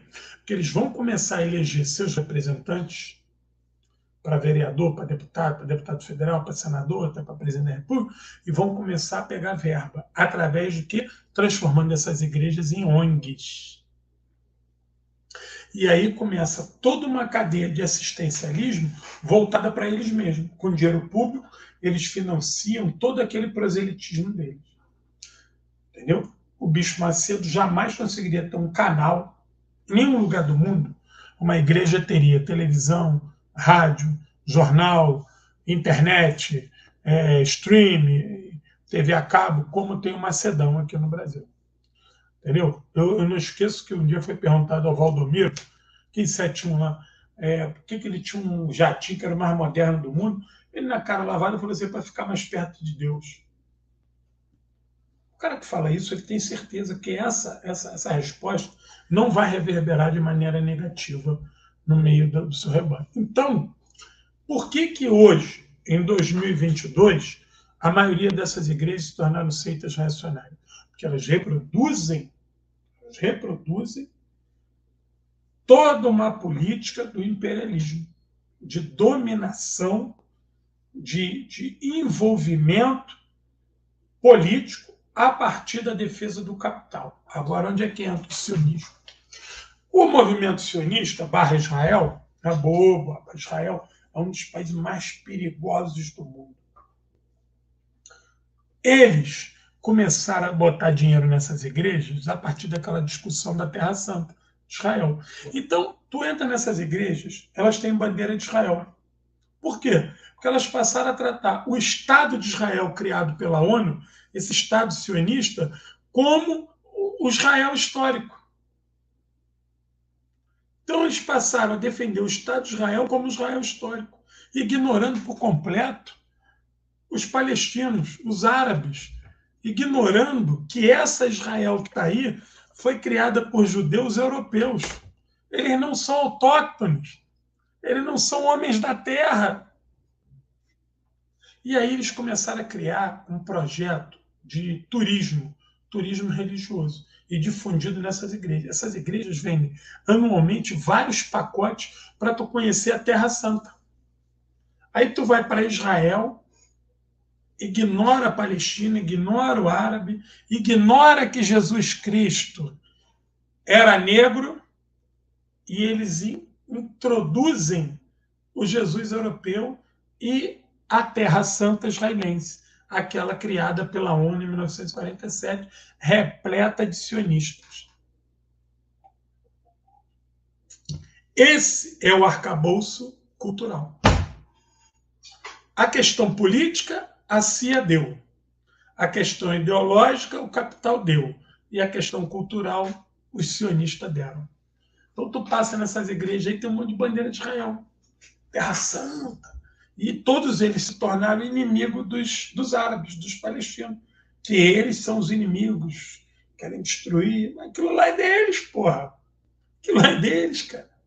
Não existe outro dono daquela terra. Né? uma aberração histórica, né? É uma contradição que eles fazem. Então, hoje, eles cresceram muito. Por quê? Porque há um vácuo político, não há um partido revolucionário, nós não temos trabalho de base, as esquerdas brasileiras, na sua maioria, têm dificuldade em penetrar nas camadas populares, têm dificuldade.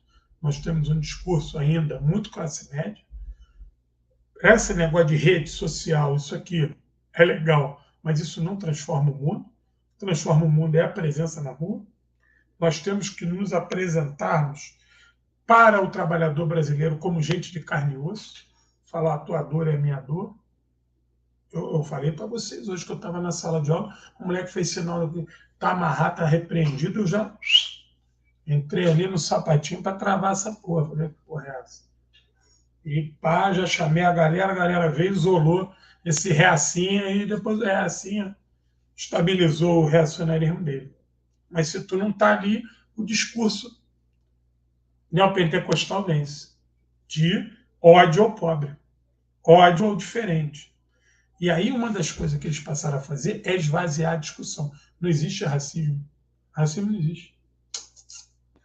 Na igreja todos são iguais. O racismo existe lá fora. Aqui não tem racismo. Aqui não tem pensamento elitista, aqui não tem desigualdade, aqui não tem nada. A igreja é uma parte, digamos assim, é um enclave do mundo dos sonhos. Enquanto tu estiver aqui dentro, a tua vida é boa, que ninguém te discrimina, ninguém te trata mal, tem comida, tem bebida, tem música, tem diversão, tem vida social, fica aqui dentro, não sai daqui. Lá fora está o diabo. E o diabo está te tentando toda hora. Larga a bebida, larga o cigarro, larga a droga, larga a mulher, larga a cachaça, larga a suruba, larga a putaria, larga tudo isso é tudo demônio. Larga tudo isso. Vem para cá, põe um paletó, uma gravata e vem para cá. É engraçado como é que dá domingo, 7 horas da noite, você vê uma quantidade enorme de pessoas humildes, paletó, gravata, aquele vestidão, com a Bíblia debaixo do braço, igreja. E você vê que a quantidade de pessoas humildes é muito grande. E ele vai receber o sermão de um leigo. Olha, isso é que é fantástico. Porque o pastor se faz. Esse negócio de curso de teologia, isso aí há pouco tempo. Porque antes o pastor se fazia. Ele lia a Bíblia lá, interpretava, militava. Daqui a pouco um bispo, alguém hierarquicamente dono da franquia, porque entenda bem, igreja é franquia. Eu posso fazer um curso hoje, se eu fizer um curso de teologia, eu abro aqui, a igreja quadrangular, triangular, da foice e do martelo. Não preciso responder nada a ninguém. Não existe uma hierarquia central. Posso montar isso aqui. Eu fico ali falando o que eu acho. Diferente de outras igrejas, que há um dogma central. Há toda uma subordinação hierárquica. Esse liberalismo implantado pela CIA deu para eles articulação, deu para eles uma certa malemolência social. Eles podem estar com a igrejinha aqui, outra aqui, outra aqui, outra ali, e vai se conectando. O que esse movimento neopentecostal faz? Ele começa a criar a sua sociedade. Música gospel, rock gospel, pagode gospel, samba gospel, filme gospel, roupa gospel. Nós chegamos ao ponto de ter traficante de Deus. Aqui perto de casa tem uma série de favelas que foram tomadas aqui, e que quem não viu, depois bota aí na internet aí, que é chamado Complexo de Israel. O que é o Complexo de Israel? Envolve aqui Cidade Alta, Parada de Lucas, Vigário Geral e Braz de Pina.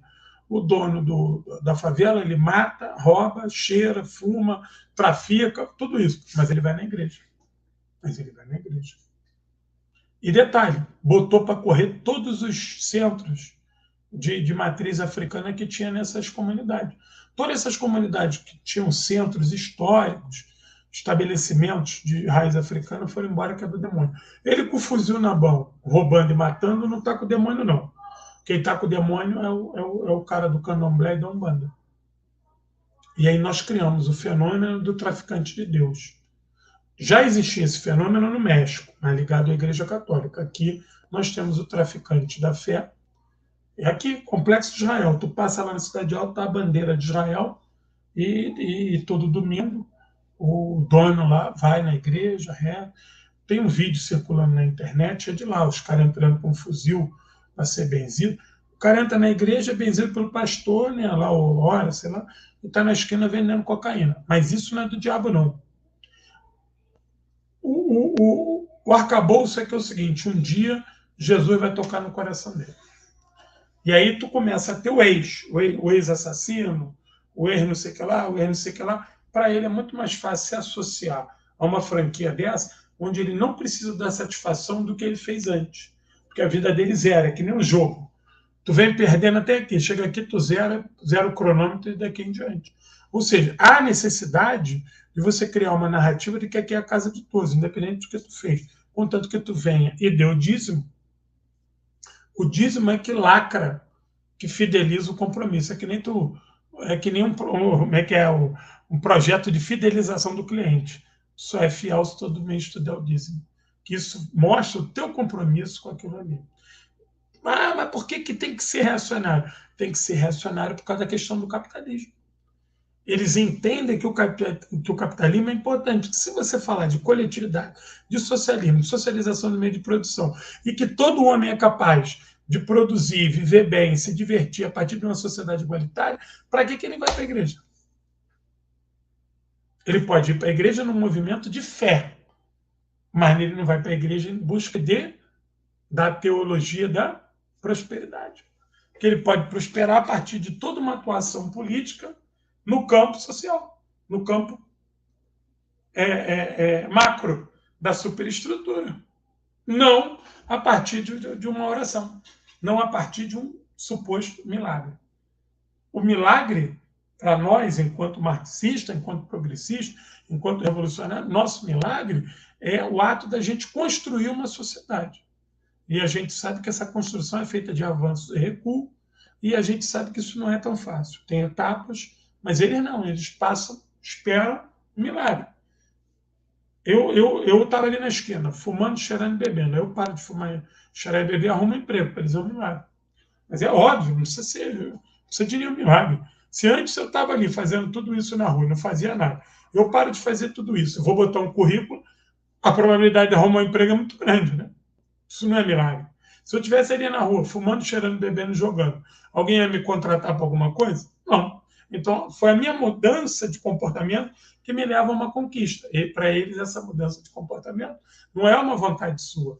Isso é uma coisa de Deus a partir da sua oração e do pagamento do dízimo.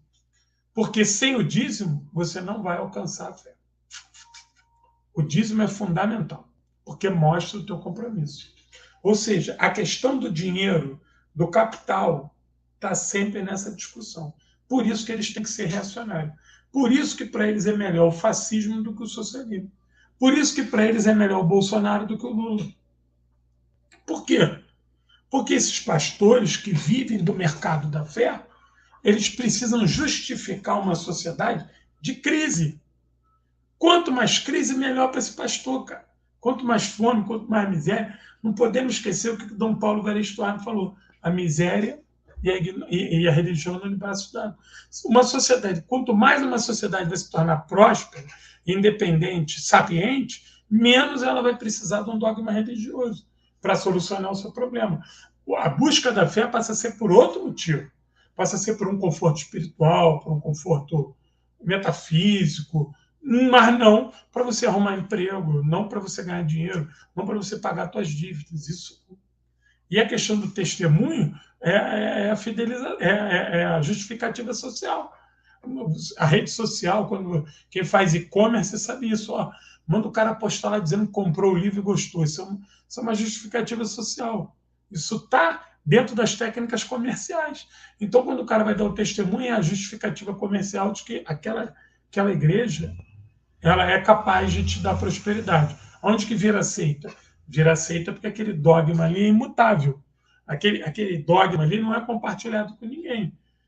É seita porque aquilo ali é feito, desenvolvido e aplicado por um homem só. ele passa a ser o dono da igreja. Ele não é o dono da religião, ele é dono daquela igreja. Então ele é dono daquela seita. Ele está mais para um Rasputin da vida, né, do que realmente um pastor. Quando você pega um pastor batista, luterano, calvinista, esse cara ele tem todo um cabedal histórico, ele tem todo um arcabouço de, de informações que levam ele a agir naquele momento. Ele justifica aquilo historicamente. Mas o neopentecostalismo não, ele se afasta por completo da dialética, ele não quer saber de história. O passado não interessa para ele nada. O que interessa para ele é o presente e um prognóstico de futuro. Ó, tu vai ficar rico, tu vai ficar rico, tu vai ganhar dinheiro, tu vai comprar carro. Por quê? Porque esses problemas são problemas que a gente, muitas das vezes, tem muita dificuldade em solucionar. A sociedade é tão injusta que para a gente ganhar dinheiro, comprar um carro, comprar uma casa, é quase uma tarefa impossível. E aí o cara muda de comportamento e realiza isso, mas não é porque você ganhou, você mudou o seu comportamento. Se tivesse mudado antes, independente da igreja, você teria alcançado algumas coisas. Mas isso tudo está ligado a bens materiais, a chamada teoria da prosperidade. Isso é fundamental. Sem o dogma capital, o neopentecostalismo não avança. Bom, vamos caminhar para o fim. Deixa eu ver o que tem de pergunta aqui para a gente já meter bronca aqui. Que eu já falei demais, né, cara? Quase 2 horas, ó.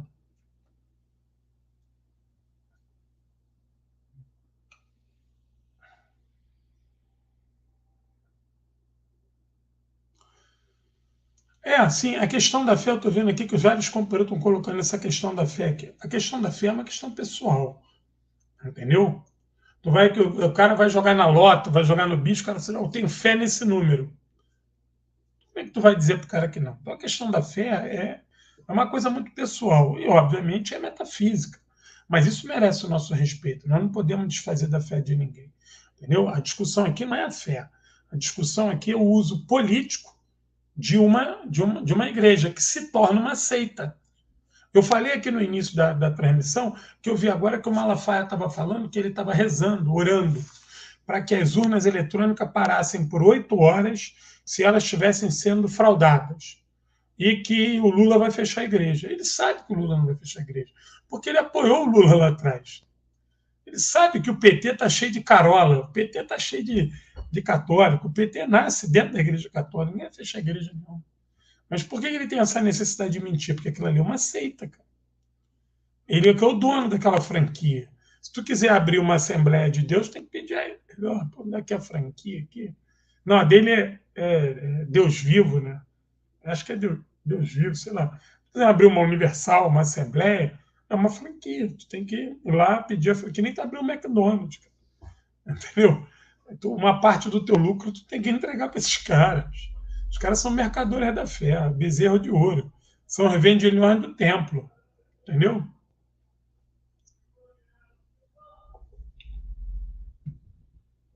Solução para isso. Eu vi aqui, professor, qual é a solução para isso?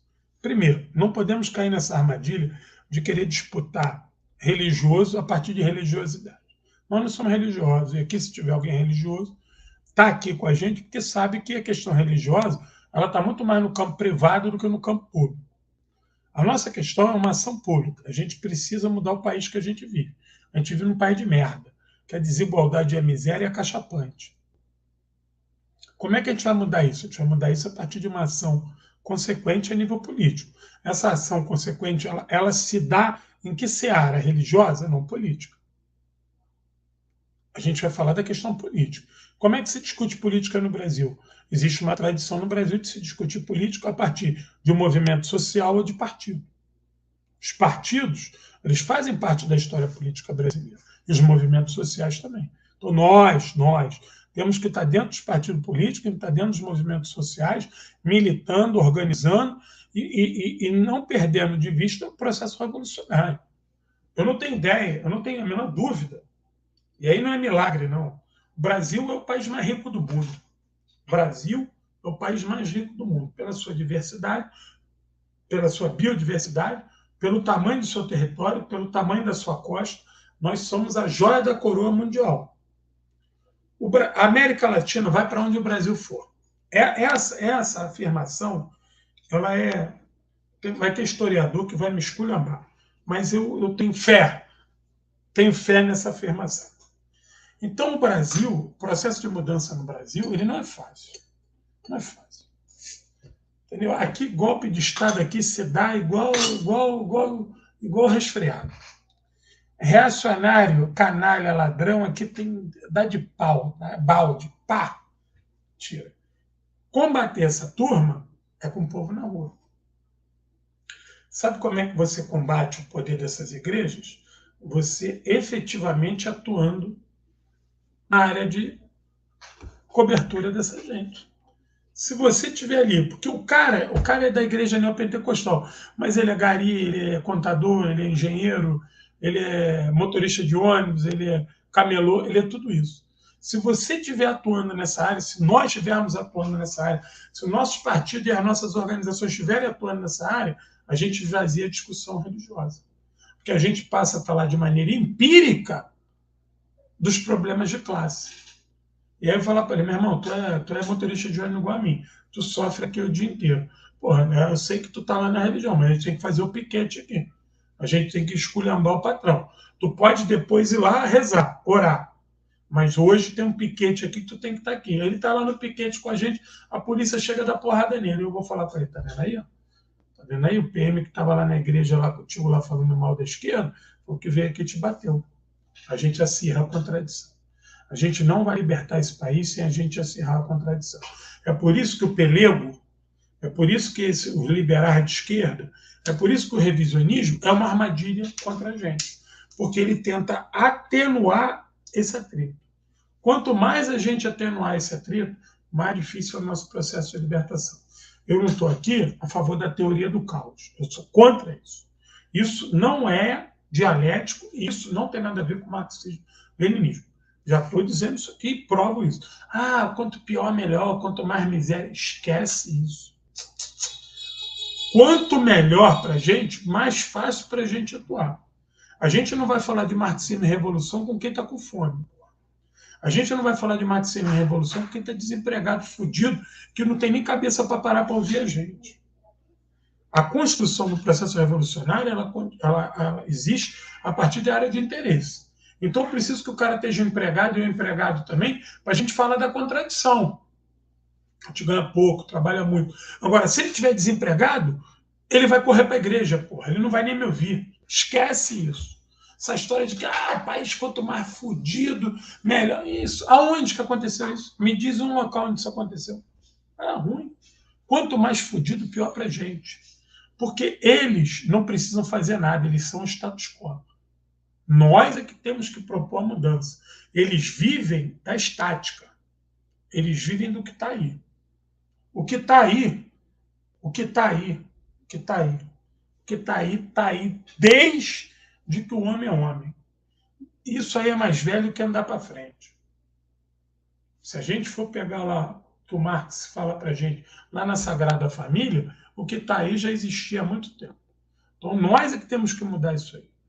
E se as condições materiais se agravam, a gente chega numa situação onde a debilidade para que a nossa palavra chegue e seja vista como agente de transformação pode chegar nulo.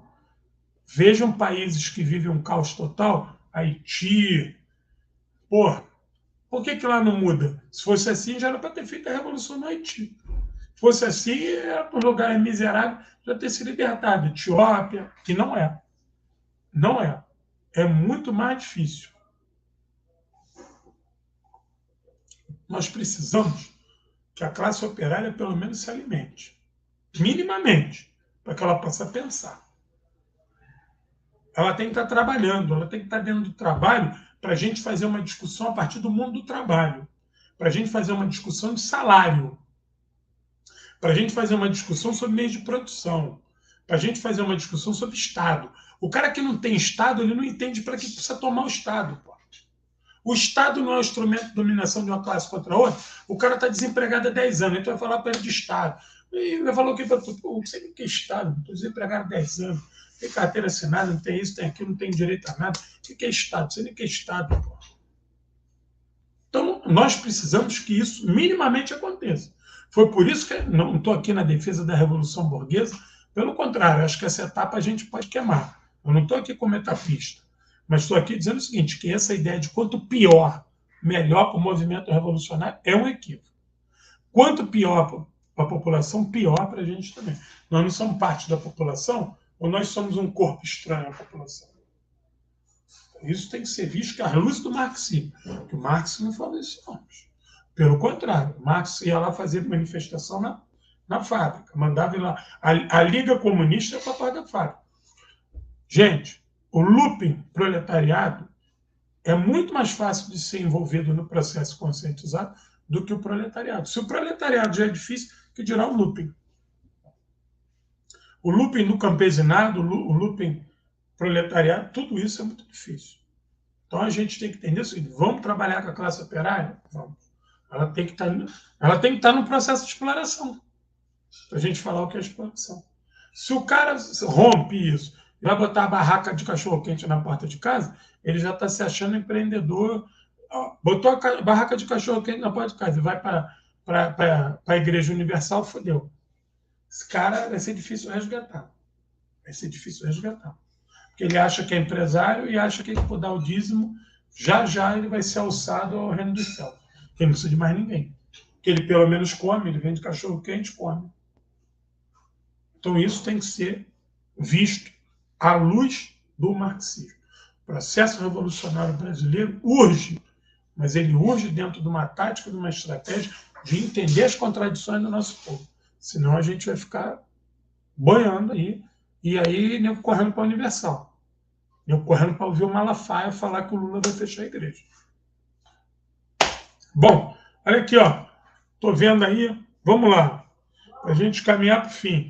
Enciclopédia Guerras e Revoluções. 3 livros. Pesado pra cacete. 1,250 kg. R$100 com frete grátis. Pelo amor de Deus, começa a comprar esse livro.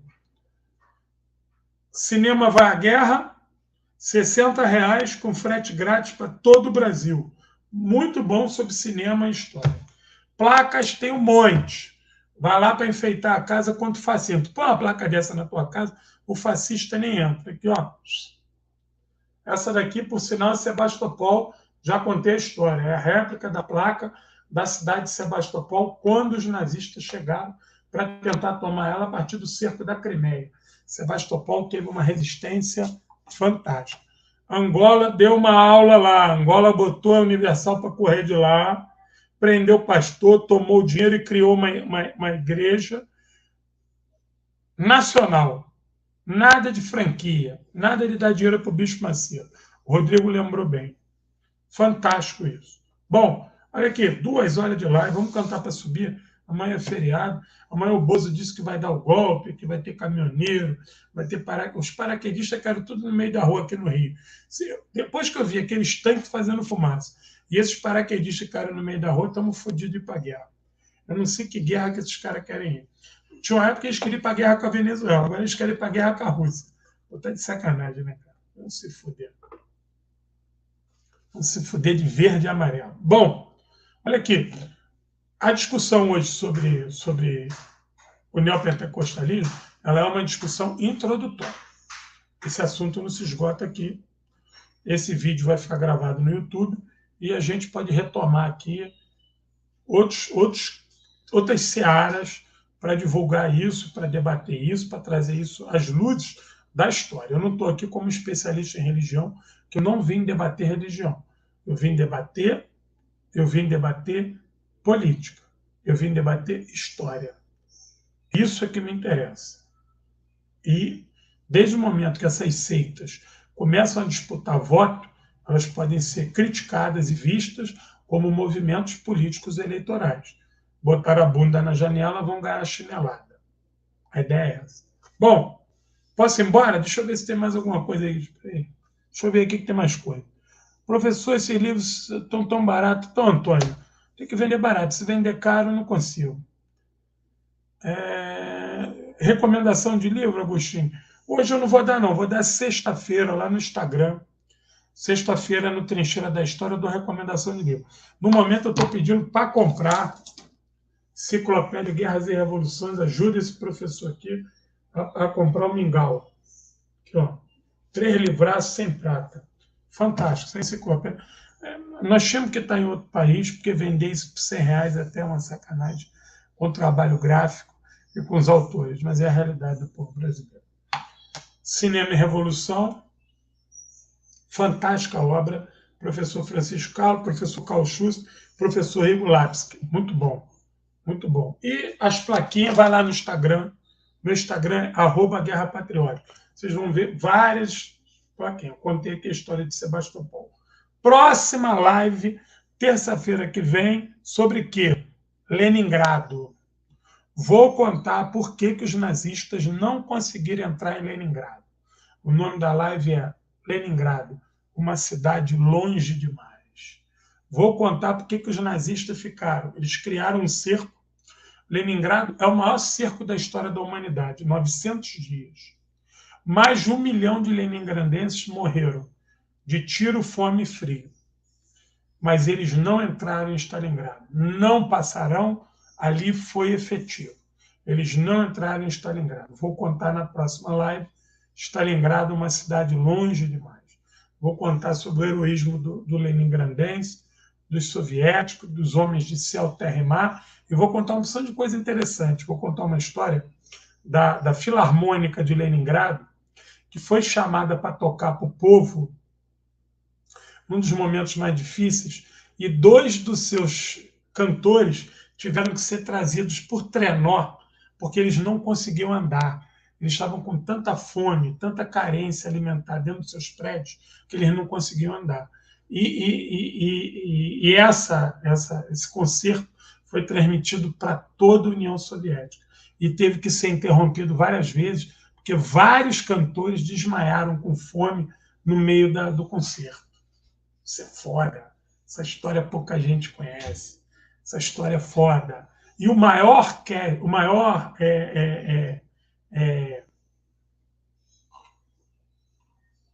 maestro da história soviética estava em Leningrado.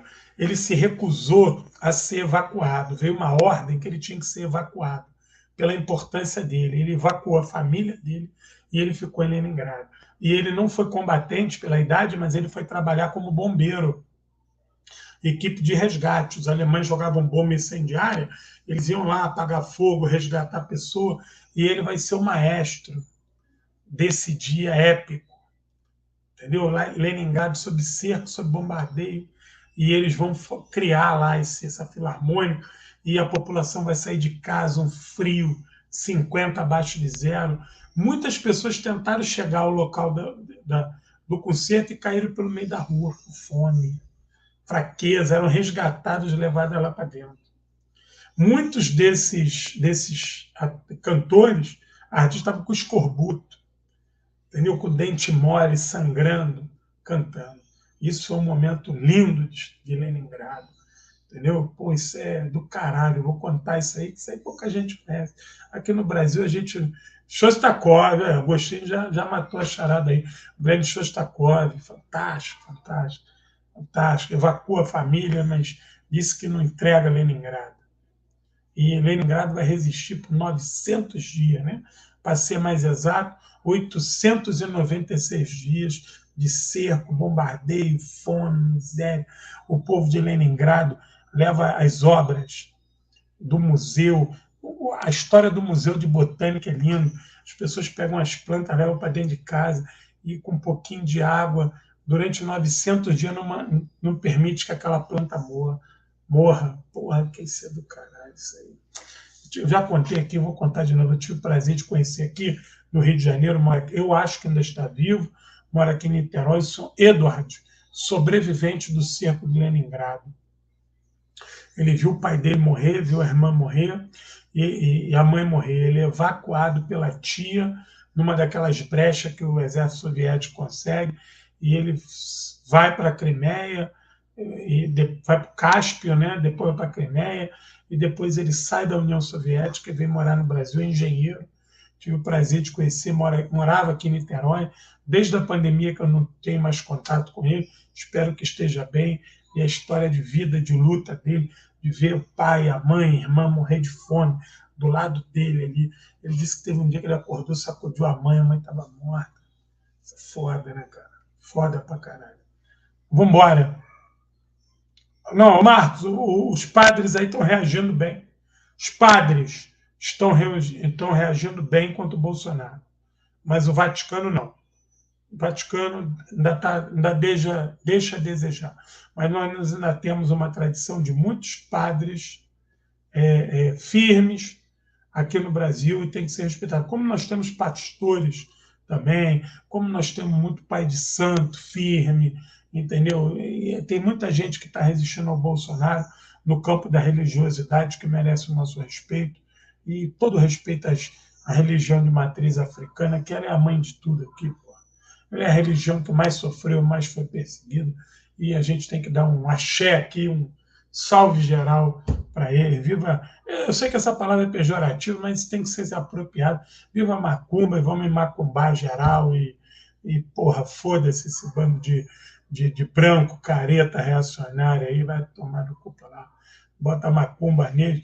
É que nem o Gangrena Gasosa canta, né? Aquela banda de thrash metal. Portão de ferro, cadeado de madeira, que manda no cemitério é chucaveiro. Eu fui ver um show deles há muitos anos, o cara com guitarra, jogando farofa no público. Porra, essa é foda. Porra, essa é pica. Só o Brasil produz isso. Como é que ele chamava? Era macumba trash, uma porra doida dessa, muito bom. Quem não conhece, quem gosta de trash metal, vai lá ouvir lá o Gangrena Gasosa, muito bom. Bom, estou devendo alguma coisa aqui? Nós estamos hoje com um público recorde, bicho. Temos que fazer esse canal aqui crescer. Quem não está aqui ativa isso, vai crescer. Compra livro, ajuda, por favor. Feriado me quebrou. Mês passado foi o algoritmo, esse mês foi o feriado. Ajuda aí, temos que vender isso. Vamos embora. Estamos aqui, porra, cara, a audiência hoje fantástica, fantástica, fantástica. Irmão, ó, a primeira live que eu fiz tinha 12 pessoas. 12 pessoas. Pô, fantástico, fantástico. Muito obrigado a todos vocês aí. Me ajuda aí que vamos botar essa. Vamos traficar informação, como fala o MVB. Bora, posso cantar para subir? Sexta-feira tem Trincheira da História no Instagram. Livro pra caralho aqui para vender. Enciclopédia Guerras e Revoluções. R$100 leva os 3 livros. R$60 leva o Cinema e Revolução. E a placa tem todos os preços. Comprou uma placa só, R$80. Comprou 4 placas, ganha uma. Vamos embora, vamos. Axé, muito axé. Para a gente tem que ser muito axé. Axé pra caralho. Axé aqui é macumba e revolução. Vamos embora, vamos nessa. Gente, boa sexta, vamos embora. Qualquer dúvida me acha lá no Instagram, manda pergunta. Vamos embora. Próxima live, Leningrado. Vou revelar segredos da Batalha de Leningrado. Couro comendo. Quem não se inscreveu no canal, se inscreve aqui, por favor. Ativa o sino, me ajuda aí, divulga aí. Eu estou com a live aqui, cheguei a bater 82 pessoas. É um número, para mim, fantástico. Vamos ver se na próxima a gente tem 100 pessoas aqui. Vamos embora, 82 pessoas. Terça-feira à noite é um número gigante para um canal que tem 2.500 pessoas. Eu tenho acompanhado as estatísticas, você não tem ideia de que manter 80 pessoas, 82 pessoas, num canal que tem 2.500 pessoas, é um número fantástico. Eu quero que vocês vejam aí na internet quem é que tem 2.500 pessoas que mantém uma live de 2 horas com 80 pessoas. Tenta e acha. Mas não é porque eu sou bom, não. É porque vocês são bons. Vocês é que estão aqui comigo. Eu sou só mais um. Gente, vamos embora. Até a vitória.